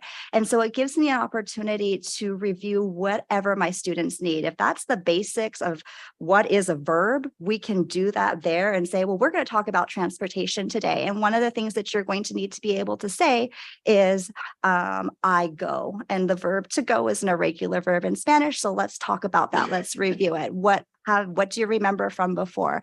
Many of those students remember songs that they've sung with other teachers. Many of them remember different activities they've done with other teachers. So it gives us an opportunity to review those. And as we progress with our curriculum and students become more comfortable with that communicative approach and really communicating and focusing less on, well, my verbs have to be perfect, it allows me to take that emphasis off of, well, let's grammar, and let's just focus on that communication. So you might be struggling a little bit here. So let's provide a little bit of extra support. But where do we focus? The communication and the comparison of what those communities are to what we are used to and what we're used to in the past. The challenge with this program is that it doesn't provide that same framework of, well, we are going to review irregular verbs in the present tense. But that's the beauty, because I can go back and do that if that's what students need. And so I think when students are struggling, this provides that flexibility that I can still move forward with the content in terms of the theme, but go backwards in terms of the Spanish if that's what they need, and to support them as they progress. But there's never a pause on the progress of the theme. It's let's reach back in what you may have lost or not learned well or forgotten or misinterpreted, and still use that to support you as you move forward in investigating these themes and ideas. Thank you. I really appreciate that explanation. I just couldn't stop thinking about that while I was looking or listening to your presentation. Guys, go ahead. I think one thing to really note on that as well is you asked, do we review and revise curriculum materials, like the actual materials themselves and like supplement or whatever? We do go through that process in our curriculum review cycle. So, you know, once teachers get in and they use the materials, we do say, okay, what is it missing? And then we go back and we try to find supplemental resources to kind of like elevate the curriculum and any gaps it has, whether it's with the standards or maybe the approach to learning. And so there is that process that teachers are constantly going through, that continuous improvement process. And they do look at grades. They look at, you know, what students are learning or not learning, and they try to find those gaps. If it's not in the instructional materials, then we find supplements. Thank you. I appreciate that. One other question, sorry to be the question hog about this, is if you were listening earlier to our presentation, and of course, we're going to talk about this again later, but Spanish is really impacted by this levy that's on the table and by cuts. And so while I'm so excited to hear that we are planning to bring back 4, is that still the reality if we don't pass this levy? And secondly, if we don't pass this levy, are we likely to have students who make it to Spanish 3 and 4 in the next, you know what I mean? And I think, you know, kind of in the same vein, like even when things are all going well, sometimes we don't field enough students for Spanish 4. Sure. So kind of similar to that, I'm sorry, we're asking you a bunch of questions at once, but similar to that, have we looked at a financial structure relative to these licenses so that we're not paying for open licenses if we're not offering the course? Adios Textbook is a subscription service. So that doesn't really have a licensure component to it. It's a teacher subscription, and then they have access to all the resources. So one teacher, one subscription, it's very affordable resource. So I think that answers your question there around Well, resource cost. And then I can get in. So, the but others. if we're not offering, so sometimes we enter into these agreements over a period of time. And so my question really is, if we find ourselves in year 3, and we don't have enough students for 4, are we looking at a arrangement where we can suspend that license or not suspend that subscription for a year so that we're not expending resources for a class that we are not taking or offering? Sometimes you can go back in and try to renegotiate with the companies, but usually we pay up front. If we're paying year to year, then we certainly can do that. With this, it's the same subscription for 3 and 4. So there is the risk would be pretty minimal because we most certainly will be offering Spanish 3. And we will offer Spanish 4 even with the reduction. Although Spanish will look different, there will be different opportunities to take it. So there won't be as many opportunities to take Spanish 1 at the high school your freshman year. So you might not get the courses you want, and that's going to be for any courses, right? Like Spanish including, but also other courses where we've had to really reduce sections. That just means there's less sections offered, which means less students get to either take the classes that they're forecasting for when they want to, and then that can affect their schedule later on. So it really is a snowball effect when it comes to scheduling. And I'm going to let Jen talk a little bit more about specific to Spanish. Okay, so just to be really clear, because we just want to make sure I've got this. 3 and 4 is a bundled deal. So yes, even if you're not going to do, if you were never going to do 4, Yes. you need to do the same amount anyway. Yeah. Okay, all right, that's Yeah. very helpful. Thank you. Yeah, because this again, I've used in Spanish 3 this year. The hope is to continue. I have loved it, and then to also incorporate and just continue with the program because of the student engagement and interest in 4. And we saw that peak in interest. Our numbers in terms of forecasted students skyrocketed for we have the numbers to offer a Spanish 4 class next year, and it will be a full class. Additionally, I have incorporated some of these lessons in my Spanish 2 class, specifically the talking about Dia de los Muertos. This program also has leveled types of themes. And so Dia de los Muertos is something that occurs not only in what would be considered our level 3 level, but also one for level 1 and level 2. And so I was able to incorporate some of those resources into level 2 and gave them more of a snack size sampling of Dia de los Muertos, but more than what we have typically been able to offer. And so in terms of value from my standpoint, and I know I'm very biased because I'm the one teaching it and I love it, but it's a really good value because I can work these resources into any level that is being taught. And students find them engaging. They're excited. They're different. It's just great. I was just gonna say can I be in your class? You're more than welcome anytime. Come on down. I love how well-rounded this is. I was constantly thinking about my years of Spanish, and I'm very old, so it was a long, long time ago, but it was nothing like that. And I can only imagine if it was, how much more fun and engaging it would have been, because it's almost like it should be called, there should be like a culture name assigned to it as well. And that is so valuable also for the students to be learning. And then additionally, I know it's a different experience, but my son's in high school. He took freshman Spanish this year and he loved it, to my shock. And he is excited to continue to take it. And I'm really excited that this is what's coming up for him, because then I get to ask him all the questions and learn about, because it really, I love, that you're even incorporating the budget part. There's just so many different facets that students are using things they learn in other subjects that they're bringing into this. I think it's really cool. Thank you. And you're really enthusiastic about it. So thank you. It really is good. And I do want to emphasize, and I meant to mention this a second ago, it's very obvious when we are talking about Spain.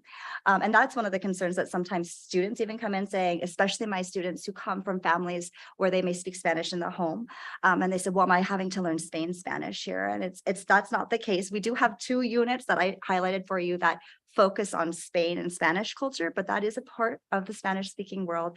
But every unit, even those units that focus on Spain, allow us to bring in comparisons and study and investigate, what do those topics look like, or what do those aspects look like in other Spanish speaking countries, whether it be Costa Rica or Puerto Rico or Colombia, Panama, it doesn't matter. And so we really get a wide breadth of lots of the entire Spanish speaking world. And I am constantly trying to find more resources, even for next year, from the units that I taught in the 3A section. Can I bring some more examples in from specifically those island nations, so that students feel like if they come from a Spanish speaking background, that their culture is also represented, not because they're bringing it in, but because the class has already incorporated it. So it's nice that this is, again, yet something else that the curriculum allows me to do as an educator, to provide that for our students. So just one last request, when you do the Tapas unit, would you give me a call? Sure. My pleasure. That's next year. So yeah. Thank you for presenting to us. I mean, you clearly are very gifted at teaching Spanish. And I agree. I kept thinking the same thing, like this sounds nothing like the Spanish I took. And I probably would have taken past 2 if it sounded like this. Yes. Well, if you like eating, we are doing a breakfast potluck to wrap up our Desayuno del Mundo this Friday, 1st and 2nd periods. You just let me know if you'd like to come. Thank you very much. Thank you. We appreciate it. All right. Next up, I know many people have been anxiously waiting for this part. Dr. Lyon and Gary Bennett and Steve Emmert will share reductions for the 2023-24 school year. Thank you for joining us.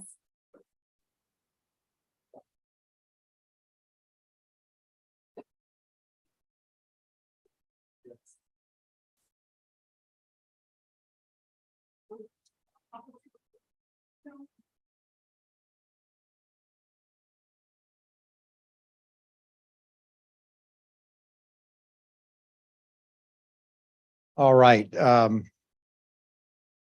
We are going to jump into this presentation on what we're going to refer to as two versions of a budget. And this presentation is about the budget development that is necessary if the levy does not pass on May 16. I want to just go back very briefly and succinctly to how we got here. This is about fiscal responsibility, and of the many board comments this evening, talking about the trust, the transparency, the accountability, the materials that are available for people who want to do an objective look at our situation are readily available. And that is very, very important because a lot gets lost in translation. And as we get closer through to the end of April and into May, it can all be found on our district website. Every presentation, including this one, it'll be up tomorrow morning. And if you want to take the time to objectively learn about this, the information is there. The fiscal responsibility became apparent the first 2 months of this school year, really in the dead of summer in July and August, that led to $2.2 million in cuts in the fall. We tried to minimize those cuts as much as we possibly could in order to not disrupt the school year, and we were very, very successful in doing that. We very deliberately protected the teaching staff that was in motion with students. And we have had a very successful year, as is evidenced by all of the accomplishments of our students and the things that have happened within our school district. When we rolled this out, we said there's going to be two parts. There's going to be the in motion $2.2 million in cuts, and then there's going to be this bigger piece that is going to be righting the ship for the future. And that brings us to this evening. There are two words that are really important, and that's transparency and accountability. On the accountability side, to be clear, the moment that we discovered the depth of the miscalculations of revenue and the budgets that didn't match up with reality, we immediately submitted those documents to the Sherwood Police Department, that then went forward to the district attorney, that then went to the state that conducted an investigation. And we received that letter that basically said, we cannot find any criminal wrongdoing, and they were silent on any other kind of malfeasance or misfeasance because that's not really their purview at that point. The accountability piece also included looking and bringing in outside consultants. In agenda item 2A on consent this evening, we have actually implemented one of those. We have hired a fiscal manager in light of all of these things in order to increase and bring back some of those guardrails that were identified early on as necessary. That's accountability. And we have been very transparent with our community. And on that journey, we discovered that we have a mechanism of raising Sherwood dollars that stay in Sherwood and actually, in addition, address what has been said here previously this evening and in other forums, that Sherwood School District has the lowest per pupil revenue generation of any school district in the surrounding area. We are dead last in per pupil revenue. And this levy would certainly address that. And the board decided that what they wanted to do very judiciously was a levy amount that maintains the programs and the services that we have for our students. So this evening, I'm going to turn it over to two very capable individuals who have really get tremendous credit for this work that has been done. Very, very difficult work, both on the human side, the conversation side, and the figuring out the number side of things. And they're going to walk us through this evening the reductions on the budget development that we have been collaboratively working on that reflects a budget that does not include the revenue generated by a 5-year levy which this community will vote on May 16th. So with that said, I'm going to turn it over to our Chief Financial Officer, Gary Bennett. Gary. How about Human Resources Director, Steve Emmer? That was a compliment, though. Thank you. So Gary and I are going to tag team this part of the presentation, and I'll talk about process. Oftentimes people wonder when we have a reduction in force, we're laying off people, what that looks like, how we choose who we lay off.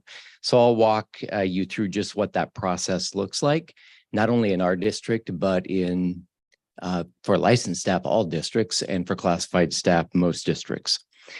Fortunately, in Sherwood, as I mentioned during the budget committee meeting, Paisley, would you silence that phone, please? As I mentioned in our budget committee meeting, we are really fortunate to have a good relationship with our two unions, with SEA and OSEA. So they have been at the table in all of these conversations, and they have been able to weigh in, ask questions, offer suggestions. It's been a painful process, but I think it would be much worse if we didn't have the relationship that we have with those people. And so I'm really thankful for the leadership teams that we have with both of our unions. When we are talking about a reduction in force, we really have to look through a couple of different lenses, and we start with the budget process. We have to determine, first of all, what our budget is going to look like, and then in order to meet the needs of the budget, what layoffs need to look like. And so in this case, we're talking about positions. We're not talking about people. We look at how many and what specific positions at each level we need to lay off. Then we move to the second lens, which is looking at our contract language. And thank you for advancing that. Looking at our contract language, and in terms of SEA, looking at the ORS. And so I'm going to spend a little bit of time just walking through how those differ between the two unions, and then also what it looks like for administrators. And I'll start there. So in terms of administrator reductions, you may recall that in the fall, we reduced by 2.0, and we refer to this as FTE, full-time equivalent. So when we talk about FTE, we're talking about one full-time employee. If we talk about 0.5 FTE, we're talking about a half-time employee, just so that when we refer to FTE tonight, you'll know what we're talking about. So we reduced by 2 administrators in the fall, and then as a cost savings measure moving forward for this next school year, all of our administrators are taking 5 unpaid furlough days, in addition to the 3 unpaid furlough days that all of our staff took earlier this year. When we talk about our classified staff, that's Oregon School Employees Association. We call them OSEA, and there are hourly paid staff. They're not protected by an ORS, so there's no legal process like there is for our licensed staff. So we rely on contract language, and contract language for classified staff, for the most part, mirrors what we see in certified contracts. We pull out our seniority list once we know how many positions and what positions we need to reduce, and we start from the bottom up. And so if, for instance, we're looking at instructional assistants and we know that we have to lay off a certain number of them, then we start at the bottom of the seniority list of the people who are in that classification. We have 9 different classifications, and we start working our way up until we get to the number of reductions that we know we need to make. In addition to that, we look at qualifications for the position, and we look at personal evaluations if need be. What is always a challenge, and the reason we have layers in this process, is because just because we're laying off a position, it doesn't necessarily match a person. So if we're laying off a position, an IA position in one of our elementary schools, but that employee has seniority over an IA in another school or in that same school, bumping can occur. And so the person who's actually laid off isn't necessarily the position that we reduced. And so we truly do go through a process The one advantage people have who are laid off is that they have recall rights for 27 months. So if those positions come back within a 27-month period of time, then we start in reverse order at the top of the seniority list and we start recalling people. We always hope that's going to happen. We hope we never have to lay off people, but if we do, then we always hope that we can bring them back. With our classified reductions this year, or for this coming year, you'll see on the screen what we're looking at. The first two, the elementary media coordinator and the maintenance employee, are people who are retiring. And so those reductions will happen through attrition. Those are actually not layoffs. We just won't refill those positions. The bottom one is an 8-day calendar reduction for elementary secretaries. And then the others are all true layoffs. For our licensed staff, it looks very similar. The difference is, as I said before, our licensed staff are protected by an ORS. So we always have to make sure that our contract language matches what the law calls for. Temporary employees are not covered under the ORS or under our contract language. And so temporary employees who are not renewed are, that's a reduction again through attrition, just as a retirement would be. Following the ORS on our contract, for our licensed staff, we look first at licensure. We need to make sure that we're not moving somebody into a position that they wouldn't be licensed to teach. We then look at seniority, and like with our classified staff, we start at the bottom of the list and we begin to work our way up. Very painful process. And then we also look at what the ORS calls competence and what we refer to in our contract as recency.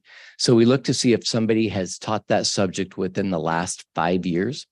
Just because someone is licensed doesn't necessarily mean they have the right to bump someone else who's been teaching that job, even if they've been with the district longer.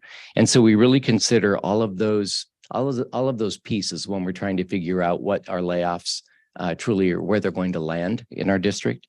And then, like with classified staff, the people who are laid off have 27 months of recall rights. So again, our hope always is that if we truly have to lay off, we're able to bring people back. With our certified reductions, and Gary's piece of this is that he will get truly into the details of this so that you'll see exactly what these positions are and where they land. This is very sobering. The reductions for this next fall will be 17 elementary teaching positions.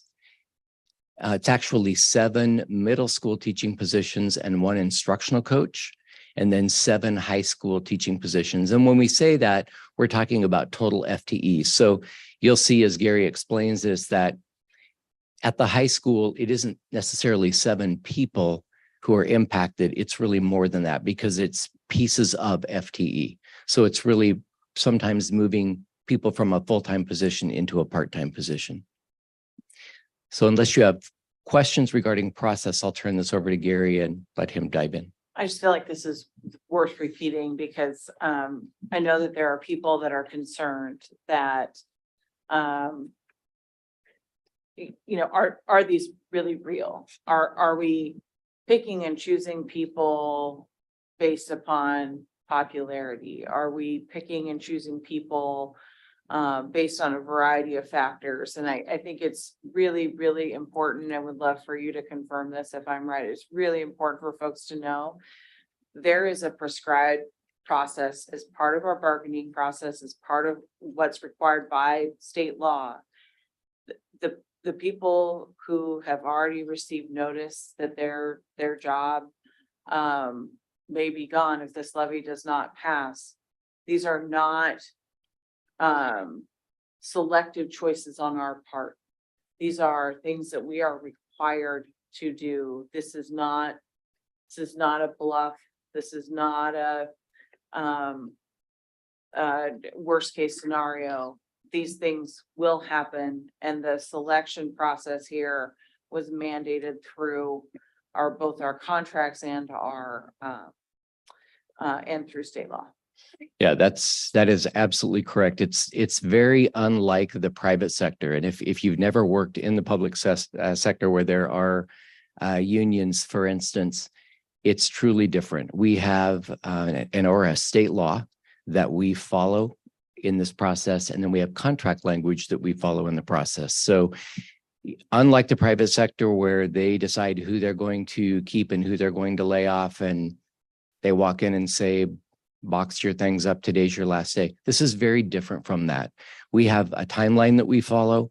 We've let people know, all of the people who are going to be laid off, and know that at the end of the school year, they will be laid off. The I think exception to that would be if the levy passed. Otherwise, those layoffs will occur, and we don't get to choose who those people are. There's a process we follow. Can you share more? You did earlier this evening, but just for those that may be watching in this part, can you share why it is that we would let people know that now? And what's happening in the broader kind of education community that would lead us to do that as a matter of being fair to those employees? Yeah, thank you. That's a really good question. People do sometimes ask, why would you worry people this early when there's so much of school left and they need to be focused on kids in the classroom? Why would you tell people now? This is the time of year when districts hire. And the only humane, the only fair thing for people is to let them know now so that they can, if they decide to, look for another job. I know we have some staff members who are holding out in hopes they want to be here. So they're waiting to see if the levy passes, and their desire is to stay in Sherwood. But we just feel like the fair thing to do is to let them know now so that in a timely manner, they can look for work if they need to.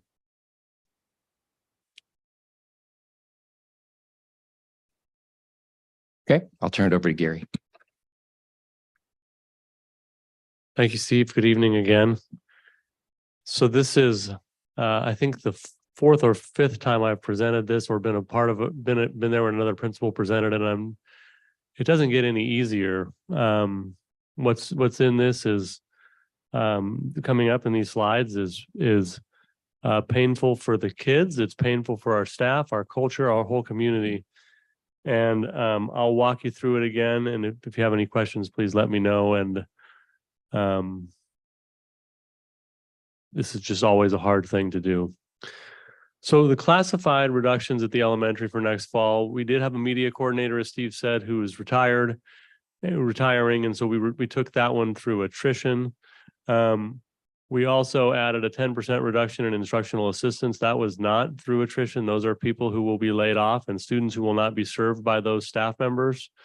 The elementary team took a 30% reduction in their discretionary budgets earlier this year, and this is an additional 10%, so a 40% total reduction between cuts this fall and next fall. That has a significant impact on our ability to provide professional development, send people to conferences, take care of things like that. Really important stuff that when it goes away, it has an impact. And then a reduction in work days for our front office staff. Each of our front office attendant secretaries at the elementary will lose 8 days in their contract. So that's a significant loss for them. And that's, if you think about that just in terms of a school, that's 8 less days of a human being working full time worth of work that has to be spread elsewhere between people who are still there. And then these reductions may be the most sobering of them all when you start looking at some of these numbers. We're talking about a total of 14 classroom teaching positions at the elementary level, 3 at 2 of our elementary schools, 4 at the other 2 elementary schools. And that is in addition to 3 specialist reductions: music teacher, a PE teacher, and a STEM teacher. We have 4 elementary schools in our district, and right now we have 4 music teachers, 4 PE teachers, and 4 STEM teachers. When we go to 3, that means that those teachers will no longer necessarily be in a home school that they reside at. And it spreads them thin and puts a lot of pressure on the schedule. And the schedule now of the school becomes dictated by the specialist schedule, because we have to offer those specials. We need to offer those to kids. It also has a significant reduction in what those teachers can do. I think one of the most notable is a real question about our ability to offer 60-minute blocks of STEM and make this schedule work. We don't know that we can do it. There's a good chance that it may not be doable just logistically. And I don't know how you offer a realistic STEM class in a 30-minute block when you do the hands-on activities that kids love. So this has real impacts on teachers, real impacts on kids. And when we look at the class size average, the current average is 22.7. Projected average for next year, based on our current enrollment and the reduction of staffing we're talking about here, is 27.4 kids. But in reality, that's not the way it plays out. That would be the average. But if you keep your primary grade level small, that means your upper grade levels are going to be in the 30s for sure in elementary school. And if you look at a school where you only have 2 or potentially 3 teachers at a grade level, if you only have 2 teachers at a grade level and have 70 kids, you've got no place else to put those kids but having 35 kids in each of those classes. So these are significant impacts on what we will be able to do for kids. And just fitting 35 kids and 35 desks in a classroom is a real challenge at any level and almost unheard of at elementary.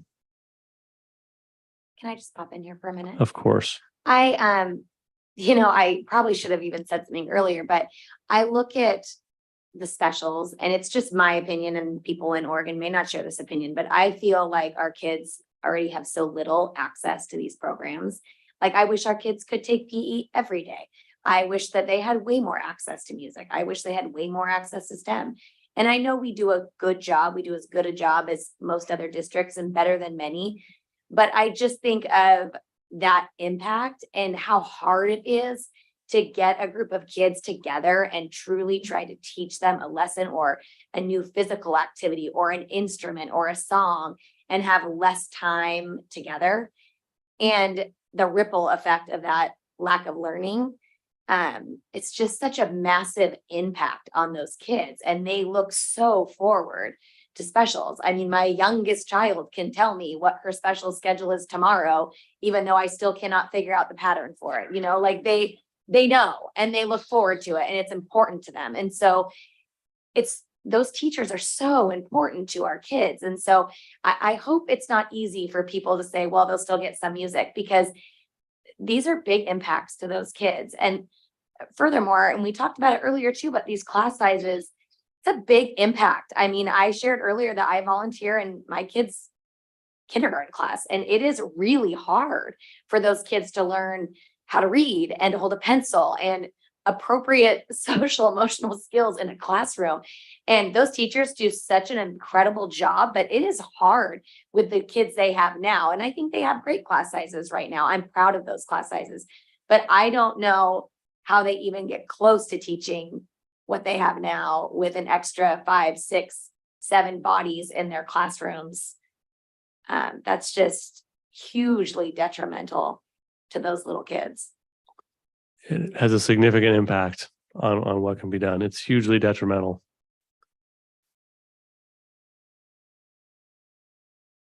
I would just say too that, I mean, we have this list of kids that are all going to state from Sherwood.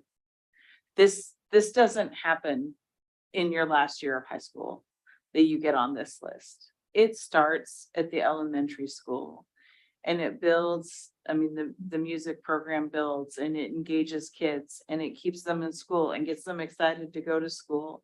And then they go to middle school and there are 140 kids in 6th grade band. And then they stay into high school and high school goes to state and, wins or places nearly every year. It's pretty phenomenal, but that isn't an accident. That is a thoughtful and an approach. Same story with athletics, same story with CTE. We have an amazing CTE program in this district, not just because we have made those investments, but we have phenomenal educators that are exciting our students and getting our students excited even earlier at the elementary level, at the middle school level, and that feeds into amazing high school programs like the Bowman House. All of that is intentional. And so you start pulling away at any of those and it doesn't stay amazing. It robs our kids of opportunities for their future. It's why that was built over time with intention as part of what makes Sherwood schools great, part of what we've got to protect.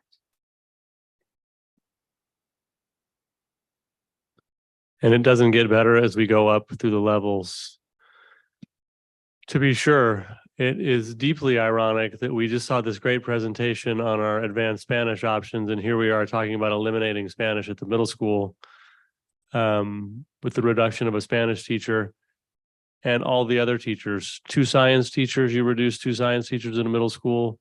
Those classes filled to the point where what a labs look like at a middle school. You reduce 1.8 social studies teachers.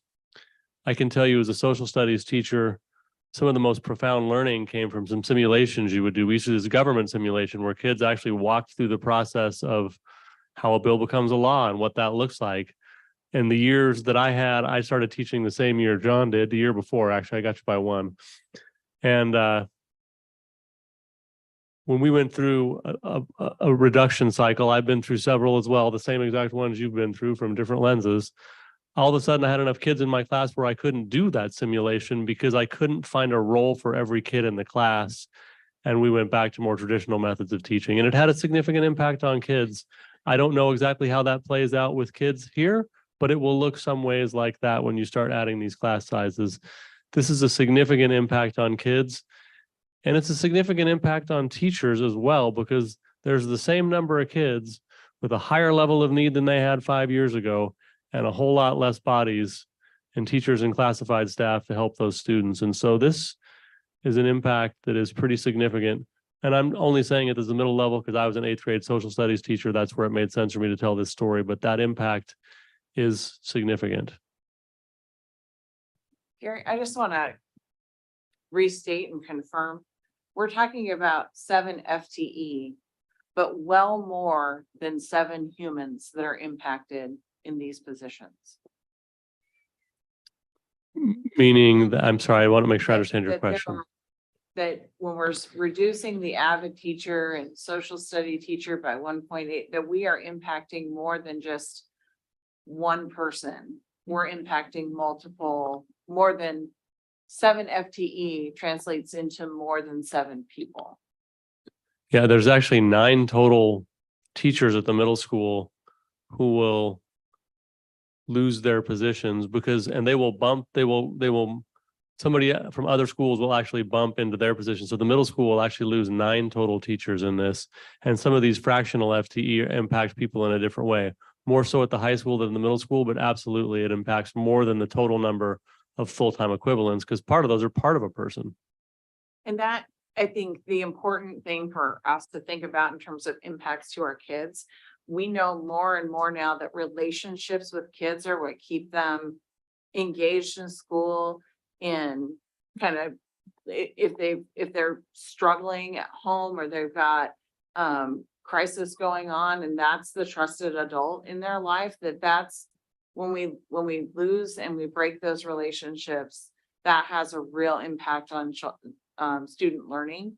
And I think that's an intangible here that I really don't want us to lose track of, because it really has a direct impact on culture of a school, on student quality, on student success. Is what does that look like to lose those people that you have connection to? And I would agree with that. And now more than ever, as there is, I don't believe that kids change over time, but the world they grow up in does change and it impacts them. And kids look different today after the pandemic than they did before. My own kids look different after the pandemic. And anything you read about kids, anything you talk to our staff about, kids need more than they did before, and we're going to have less ability to provide that. Well, and not to mention their burden on the remaining teachers. And I know that's not a kind word, but it's true. Like, our teachers are already, many of them, burnt out and exhausted. There's a lot of bodies, and there's a lot of makeup work from the time that they were gone, that they were online. It's a lot of recovery right now. And so to pull all these adults out of the school and expect the remaining adults to somehow just fill that void and do it really well, it seems incredibly unreasonable to think that that's going to go smoothly. I feel really horrible for those teachers who will feel such incredible burnout. And I feel horrible for those kids who will, go to class with the expectation to learn, and they should have that expectation, but man, there's just gonna be times where that teacher is probably not as available as they would like to be because they have so many students. And I mean, this has nothing to do with it, but I know when Dr. Lyon came to our district, we had conversations with our staff, and one of his main focuses in this district was like creating this environment where teachers did not feel burnout, where teachers felt like this was a really great place to work and that they were cared for and that we had space for them to feel cared for. I mean, that was like a huge element of what he hoped to bring to our district, and of course that was before all this landed in his lap. But me sitting here as a board member, I mean, I would love to see that come to fruition. I would love to see all those tremendous benefits that we saw be possible. And it just sucks to sit here and know that like everything keeps getting stacked against you and we're not going to get to, and we will keep trying. That is definitely our intention. No matter what happens, we will keep trying for that. But this really makes it difficult at every grade level to find a space where teachers start to feel like there's this healthy work-life balance and they're able to teach well. No question. Teaching is a tiring, mentally and physically tiring job, regardless of the conditions. And I think you mentioned earlier that you're in a classroom. A teacher's moving the whole time kids are there without exception, no matter how many kids there are. The more kids there are, the less they each get of the teacher. Totally. And the teacher gets more and more fatigued and frustrated. I've lived it, and it's true. And teaching is harder now than it was when I did it. And it's so I even worry about the mental health of our teachers. I worry about us being able to retain teachers, especially when surrounding districts may offer something that we don't to them. It's deeply concerning on many levels. And all of it ultimately impacts the kids. So moving forward to the high school, you can see, ironically, another half-time Spanish teacher there among all the other reductions. 7 teaching positions. In addition to that, we have the front office receptionist. The front office of a high school is one of the busiest places. A high school is like a small city. Never sleeps, always busy, always something going on. And it all goes through the front office by design for safety. And so losing somebody up there is a significant reduction. In addition to all the teaching staff, we're cutting our expanded option program, which is a great opportunity for kids to take college classes at PCC that we've paid for. That's a huge opportunity for kids that will largely go away. And we're losing our drug and alcohol counselor, which is a significant loss, given what we know about some of the struggles kids are having as well. And then the impact on class sizes. When you talk about an average class size of 34.9 at a high school, you are absolutely for sure talking about several classes in the mid 40s and core classes in the mid 40s. You're also talking about challenges of getting into elective courses. And we mentioned one earlier. If you can't get into Spanish at the time you want it, you may never get to Spanish 3 in your high school career, even if that was your sole goal, or Spanish 4 certainly being a challenge. So these have significant impacts on ways that we can see just more kids in the classroom, but in ways that might not be so obvious unless you think about the real impacts at the school. And I'm certain that Mr. Mitchell and Mrs. Funderhyde and the other administrators in the room can name countless issues in their own buildings and their own levels that aren't coming to our minds right now. So significant impacts. I worry about the impact on graduation rates. That's something that we have done really, really well. But when you go from classes in the mid 30s to classes in the mid 40s for students that, our admin team, our counseling team, our credit recovery team do phenomenal work identifying kids that are struggling and helping. But this, it just makes it that much harder because you're in constant recovery mode instead of proactively being able to catch those kids before they get partway through a trimester and are so far behind that there's, you're talking about summer recovery instead of, building those skills in the middle of the year. I worry about that. It breaks my heart to see a quarter of ag science up there. We've got, what, 225 kids or more that are in FFA.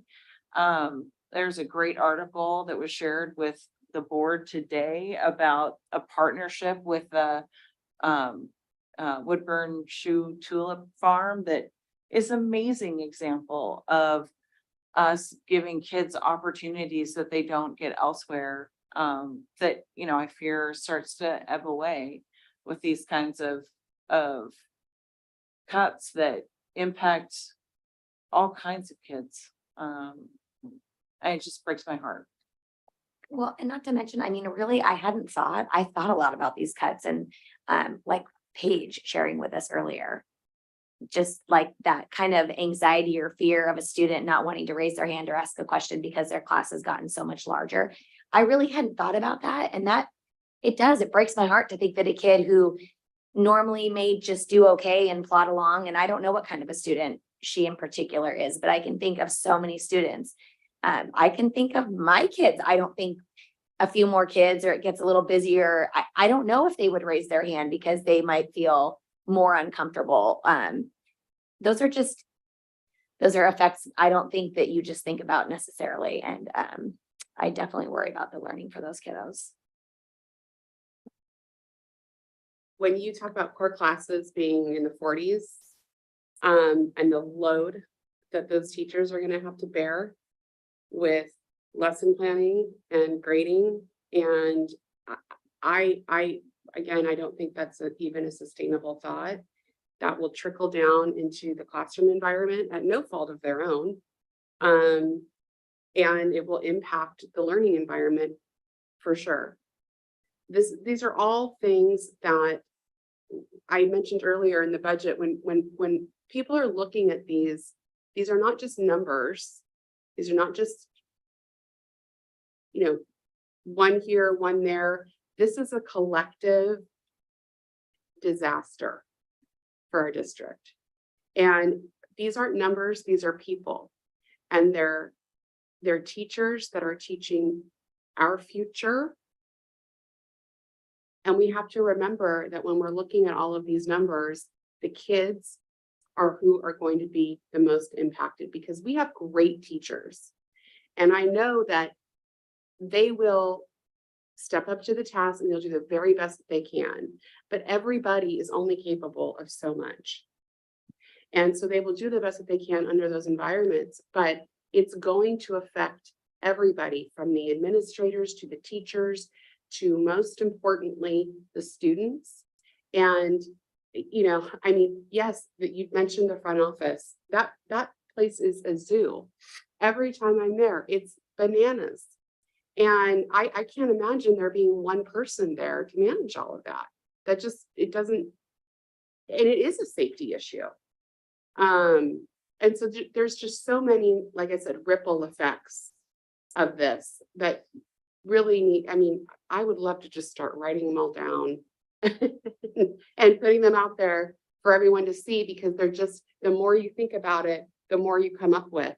And, you know, somebody may not care. I see comments on the community page that are just maddening about the lack of caring for these kids, because, well, I gotta stop but you know, I think maybe the more you put out there and the more you realize just how much it's being affected, then something may resonate with that person who doesn't care about anything else, but there's that one thing that might trigger them caring. And so I think a campaign of just focusing on those things and putting that out there, because this is terrifying. Two other things ancillary to that. One, the point was made by John during his public comments earlier. Once you lose these teachers and these programs, you don't get them back. This is what is up here in terms of this budget is not a 1 year and then we bounce back from anything. This is the new reality that in the absence of anything radically happening with state funding, which we know that's not going to happen, that we're in this kind of paradigm of underfunded public education, that this is the reality for many more than just next year. And the other part of this is that every principal in the district is working on a letter for their campus to go home at the end of this week to their parents that contextualizes these cuts presented tonight with emphasis on the things that you have discussed here this evening, what this truly means for the operation of those campuses next year. And we want our parent community to understand not just the numbers, but the true cultural impact on the learning environment and the ability for us to safely operate these campuses for our students. And there'll be more information coming out about this, but I want to say this. For the population that is under the impression that their property values will not be affected by this levy not passing, let me tell you, it will absolutely be affected. It will 100% be affected. Do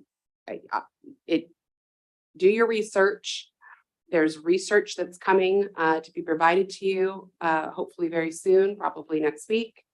But as somebody who works in the industry and has for over 20 years, I can tell you factually, without a doubt, that if you think that just because you don't have kids in this school or you've paid your dues or that this won't affect you, it 100% will affect you. I appreciate you sharing your expertise on that, Krista, because I think that's just a super important point for folks to understand. Beaverton, over a decade ago, faced a massive budget shortfall. They asked their voters to approve a levy, and that community didn't. And they lost teachers, they lost culture, they lost progress that they have never gotten back, even a decade later. So this is the excellence, the culture of excellence and outstanding education that we have built in these schools is a fragile thing. And if we lose it, it is a very long time before we get it back. And that says nothing about the incredible people that will still be here and teaching your kids every day. That's just the nature of the thing. We have this moment to do the right thing by our kids, and we have to seize it, because I don't know how we, I truly believe this at a moral level. Look our kids in the eye and say, it's okay to not have a drug and alcohol counselor for kids that are struggling and that we know are facing very real risks to their health. It's not okay for us to be like, well, we'll lose, a 1.5 FTE in math teachers and what that means for kids that are struggling in math. Or you may not be able to learn Spanish in a culture where that's the second most common language. Absolutely. Where we live. That's right.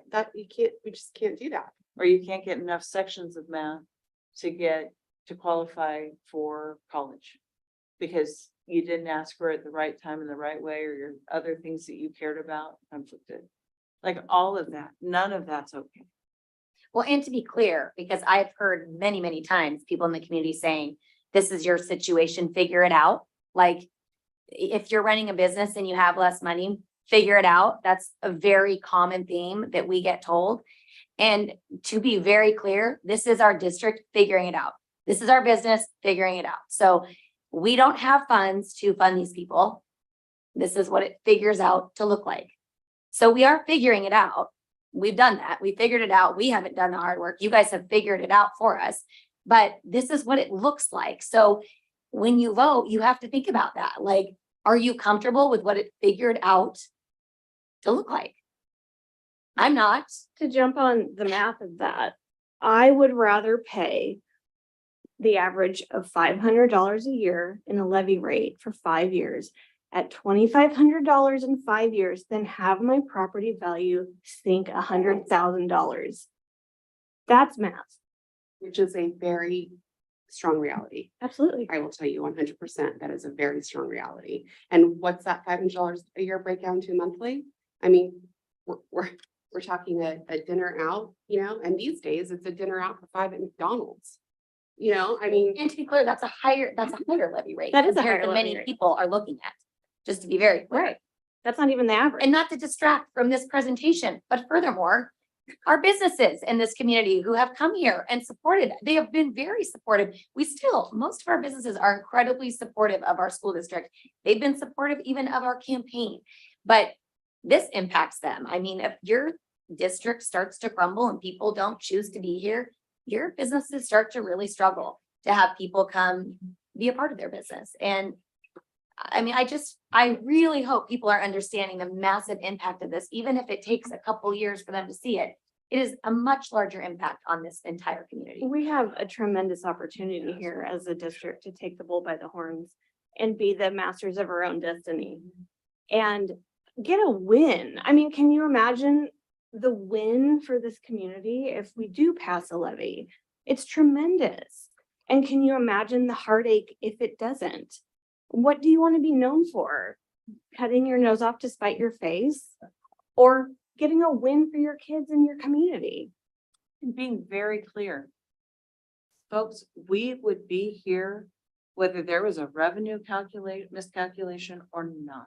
We would have gotten to this place because of the underfunding from Salem, because Sherwood forever has funded our schools because we've been growing and now we're flat and we're not growing again anytime real soon. So that's right. That's why other districts, as Krista just rightly said, it's why other districts have pursued a levy before us, because they didn't have the kind of growth that we had year after year after year. And so they pursued a levy. So and the inflation and the cost growth that we saw, when you have 10% year over year increases in 82% of your expense as an entity, there is nothing you can do about that, especially when the state continues to disadvantage us. And so we can really admire the problem a lot. We can cry over spilled milk. We can be real angry. But we've got one opportunity at a solution. And the thing I love about this district is that we have time after time after time been willing to solve our own problem. This is our opportunity to do it. We have to vote yes in the next 5 weeks.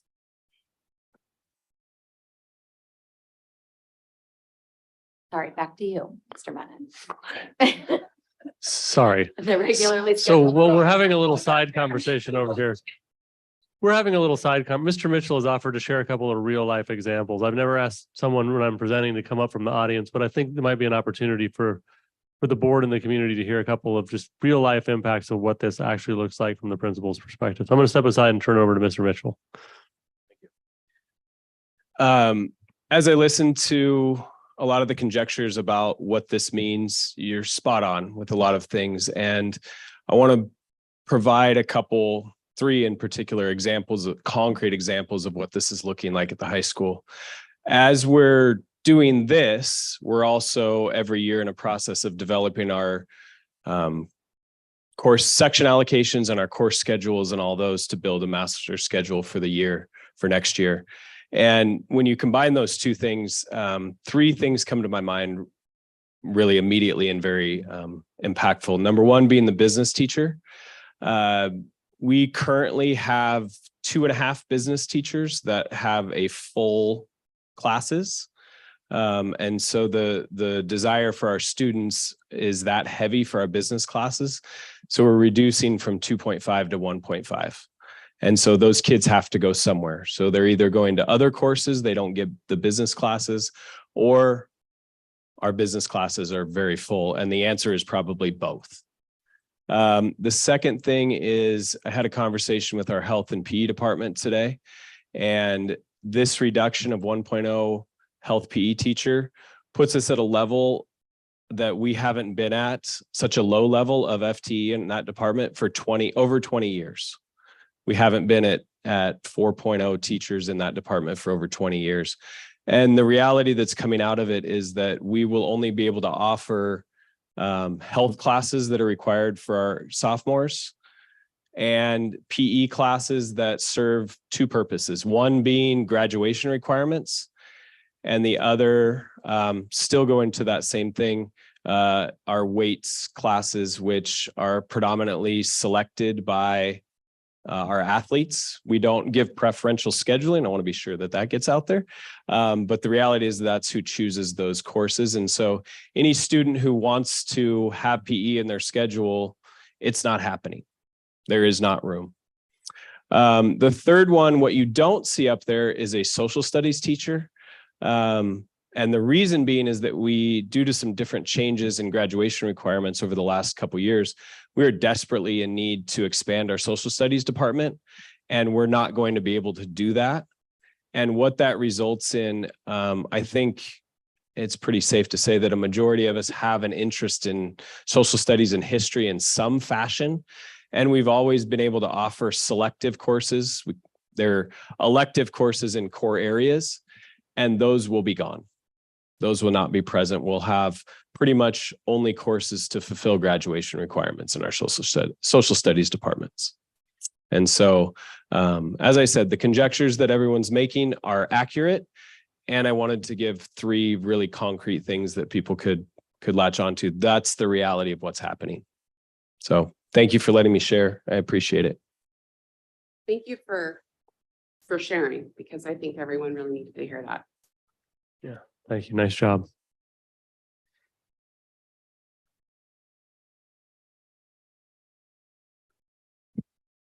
And the reductions keep on piling up. These are sort of district office, other staff reductions. These really impact the schools, but 5 administrator furlough days, that affects our administrators pretty substantially. The behavioral and special education and behavior IAs, those serve all of the schools across the board. So even though they're listed here, those will impact schools and some of our kids who are most in need of extra support. And then a maintenance staff and 3 custodial staff. We've got a lot of buildings to maintain, a lot of buildings to clean. We were not even remotely overstaffed in any of those areas. We were lean in all those areas to begin with, and reducing those is also a major setback, and will have impacts. And even right now, before those reductions at district office, all the departments at district office do things like empty their own trash and vacuum their own offices and things of that nature. We're already at that level here, and we're reducing 3 more on top of that. So it's not like we're at a full service level and reducing from there. We're all happy to do that. I'm just trying to give you an impact of what it looks like before we make these reductions.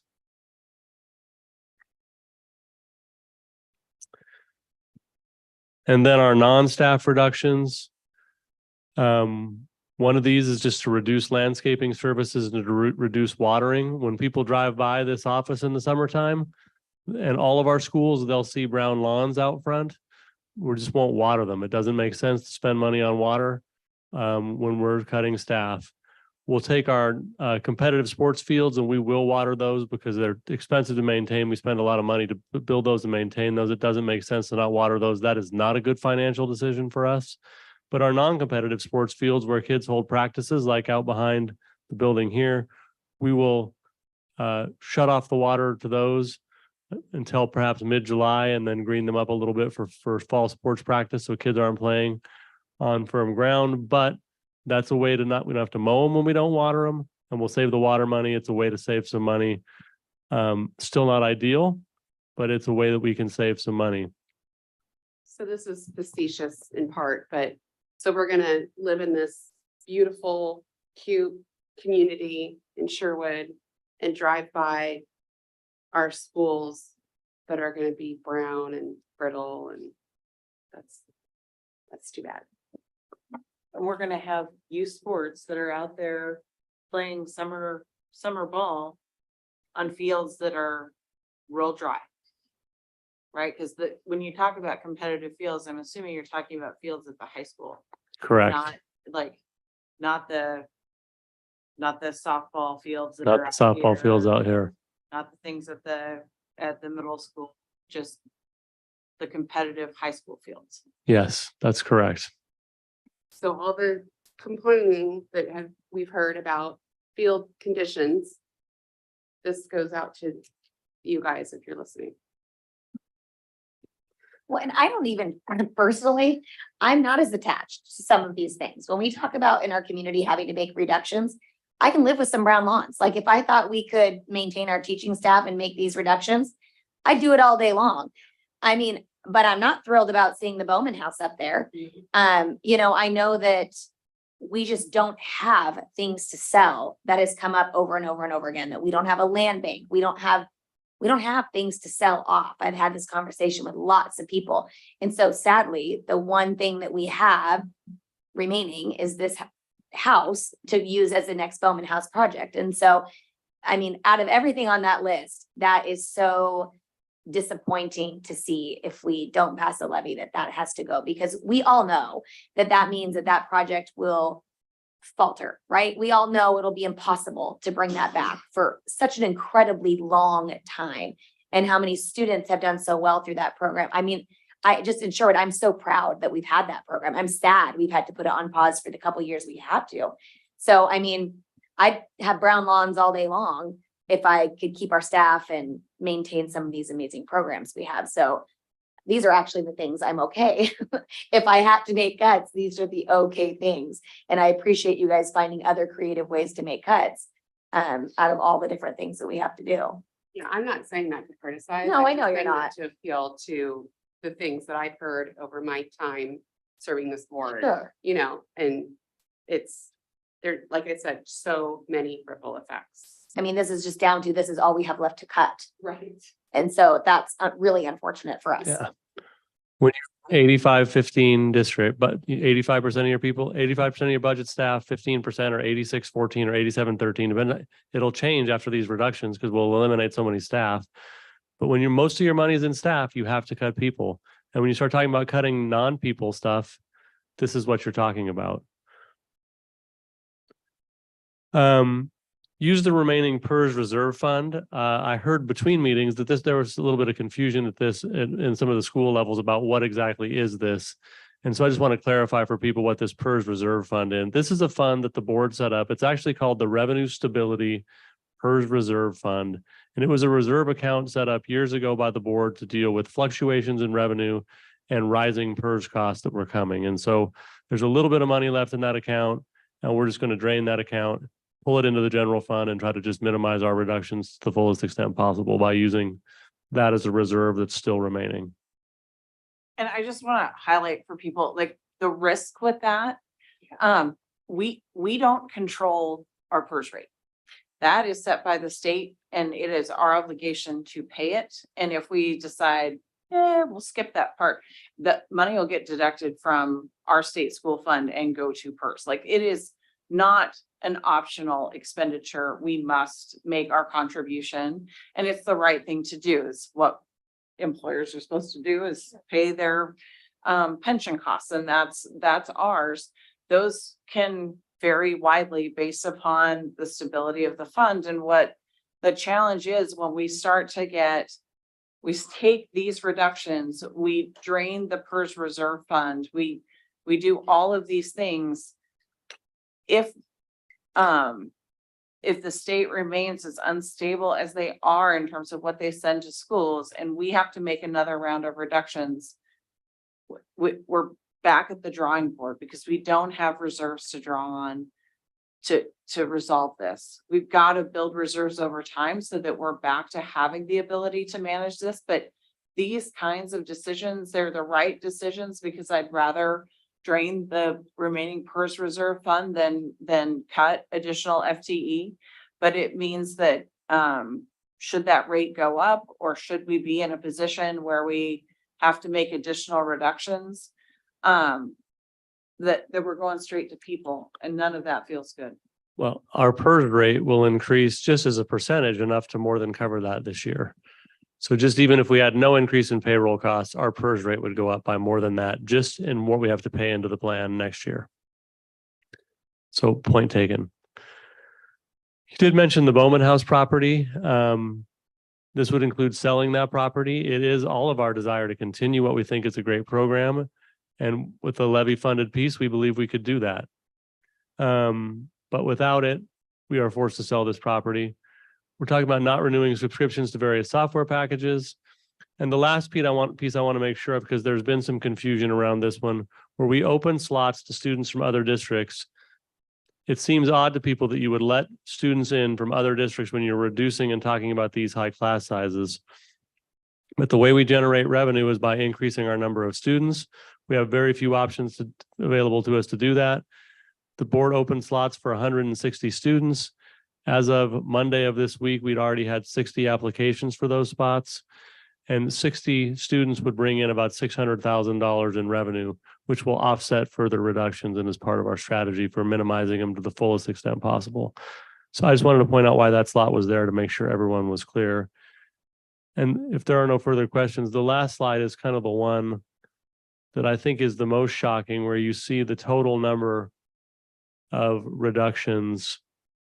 And this is combined for the ones that we implemented in November of this year, as well as the ones for next year. But you're talking about 66 staff members not being employed by the district next year.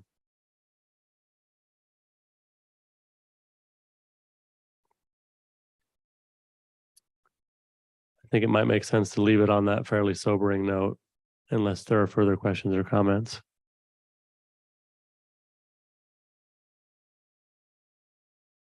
I know, I feel like I have no more questions, but 1,000 more comments.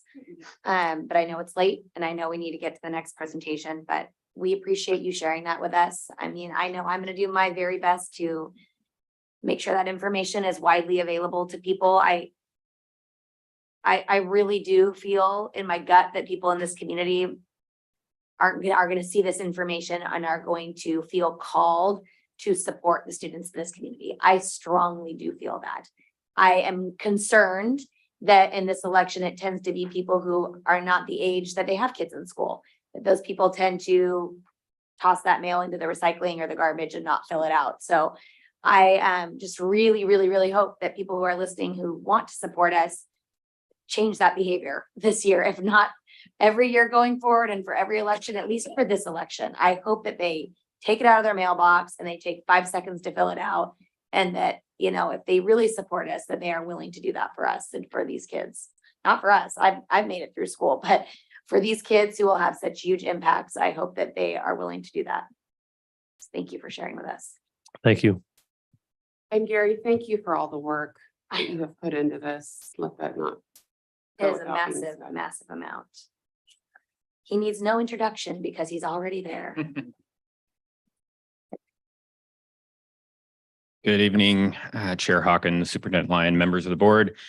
Thank you for the opportunity to speak with you this evening. As you know, we have one kind of outstanding question related to the district's enrollment. And that has been the number of students that have left our district since the pandemic hit. And tonight I have some information related to that.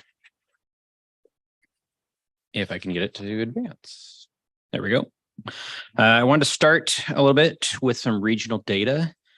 Credit goes to Patrick Schreckero, who put this information together for me with information that was reported by the Oregonian.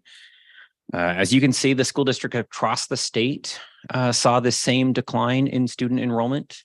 The average across the state is 5.2%. That's about 30,000 students that we saw depart the public schools system since the beginning of the pandemic. Across Washington County, that number is 6.5% decline. And then our districts that border us, that number was actually 7.7%. So we kind of fall in between there at 6.7.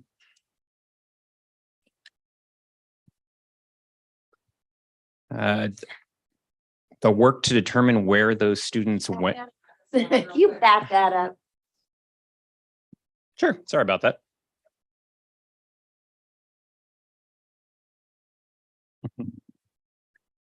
Okay. So the work to determine where these students went was significant. And I want to thank publicly both Brady Strutz's Department of Technology, as well as Marlene Carroll's teaching and learning team for the work they put into it. It was quite a heavy lift, and I appreciate both those groups doing it.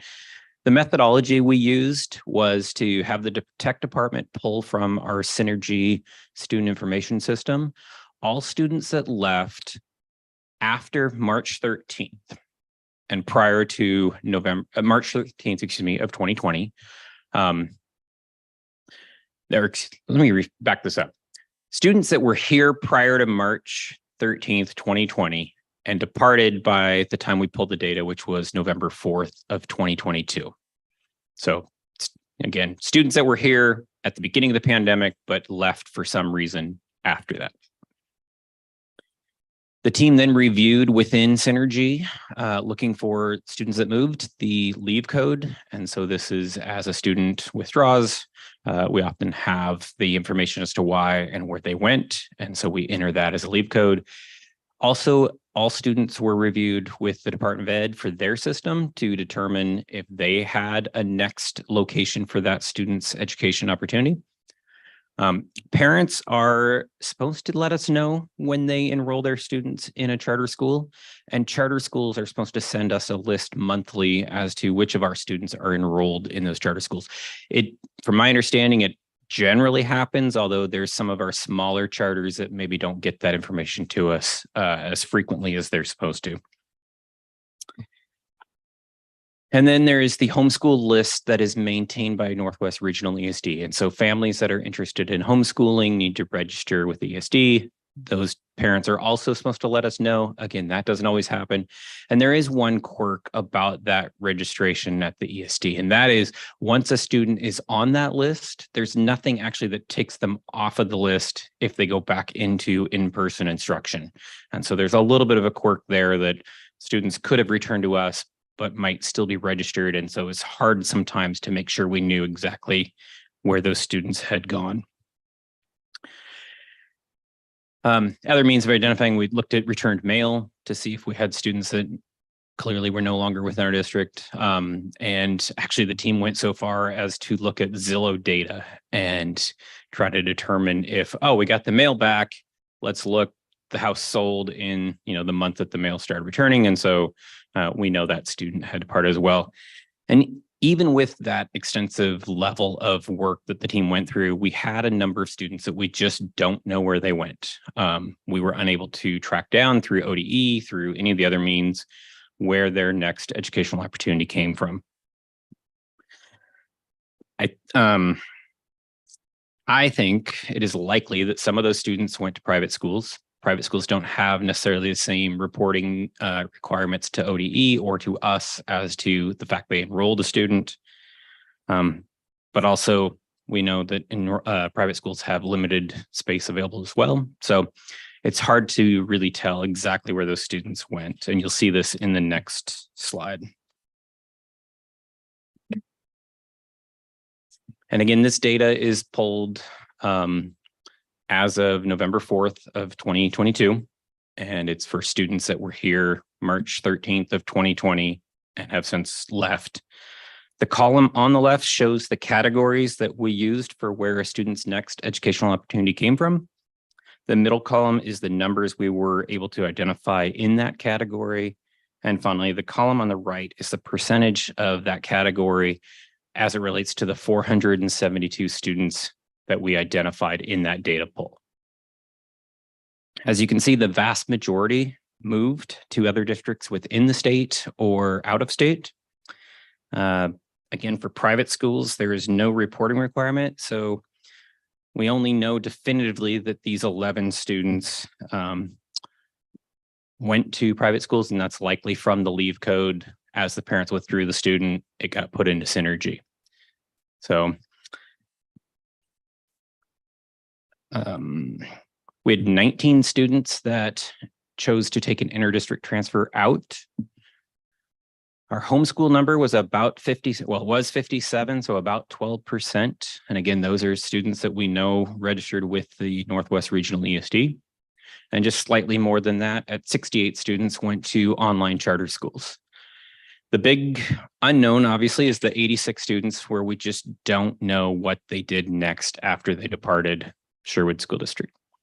And we had 9 of those students that have returned to the school district. So one of the things I'd point out is the 472 is not the number that kind of we've referred to a number of times, like with a drop in ADM of 400. Well, the delta is that we have students that have enrolled and we have students that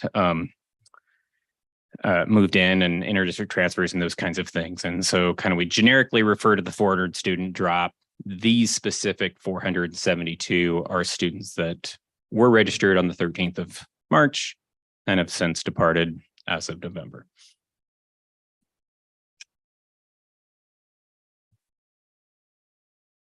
Any questions? I have questions. So, I mean, it is significant, right? Like, I mean, we're doing all this levy work at the same time, and it's significant that we have 472 kids who've left our district. And it's not lost on me that, I mean, maybe half of them left, and maybe they're still in the state, maybe they're not in the state. There's probably good reason to believe a lot of them may not be in the state, because I know a lot of families who left and they did not leave to go to Wilsonville or go somewhere nearby. I don't know the answer to that. But I think what is more important to me than where they relocated to is just the reason why, right? Like, I'm a firm believer that one school system does not fit all kids. And probably there's great reason that some of these kids ended up in a different schooling environment that fits their style of learning better. And that's okay. That's probably not what I should say as a school board member, but that's truthfully how I feel, that like kids should be in their best educational environment. That's the right answer for those kids. And I support their families for doing what's best for their kids. But if they've just moved because Sherwood School District could not meet their needs, and there's really things going on here that continue to not be heard, for me, I care about those things, right? Like, I want to hear what those reasons are, and not all those things are things that we can change. Many of those things we probably can't change, but if there's a theme of things that are going on, I want to be able to support that. And maybe those kids won't come back, but I want to make sure we're not encouraging other losses, right? So is there still work to follow up with these kids to find out the why? Absolutely. That's the next level of work that we intend to do this spring and summer, is to contact those parents, particularly the ones that might be in those educational opportunities that are still local. I'm not sure that it makes as much sense to call a family that lives in Utah or Vermont or wherever that has clearly moved. But at least for those for sure that might be in the private schools, the home schools, the charter schools, we need to reach out and have that conversation and see what it is that had them move on to those other opportunities, and see if the dynamics of the pandemic and other things have changed to a point where they might be interested in coming back, and make sure that they understand that opportunity is still there. Well, and I would even argue that if they left, it is still significant, because maybe that tells us that it has nothing to do with Sherwood School District at all. And it had more to do with just their choice and where they wanted to be living. And great, I mean, we think politics, but like greater politics, right? Like maybe it's just a choice that they didn't want to be in the state anymore, or their job took them somewhere else. I mean, I think it paints a more complete picture of really what we're looking at. And I want to know the truth too, if it's not anything that our school district did. That's great to hear. I mean, I think it is really important for us to figure out the why and to hear some of these stories, right? So I'm really grateful. I know this is a lot of work. I know tracking these kids, we've talked about it a lot. I know it's been really challenging. So I am really appreciative that you guys have taken this effort. I just am eager to also hear the second piece of this. And we will certainly come back to you with that data once we have it collected. Thank you.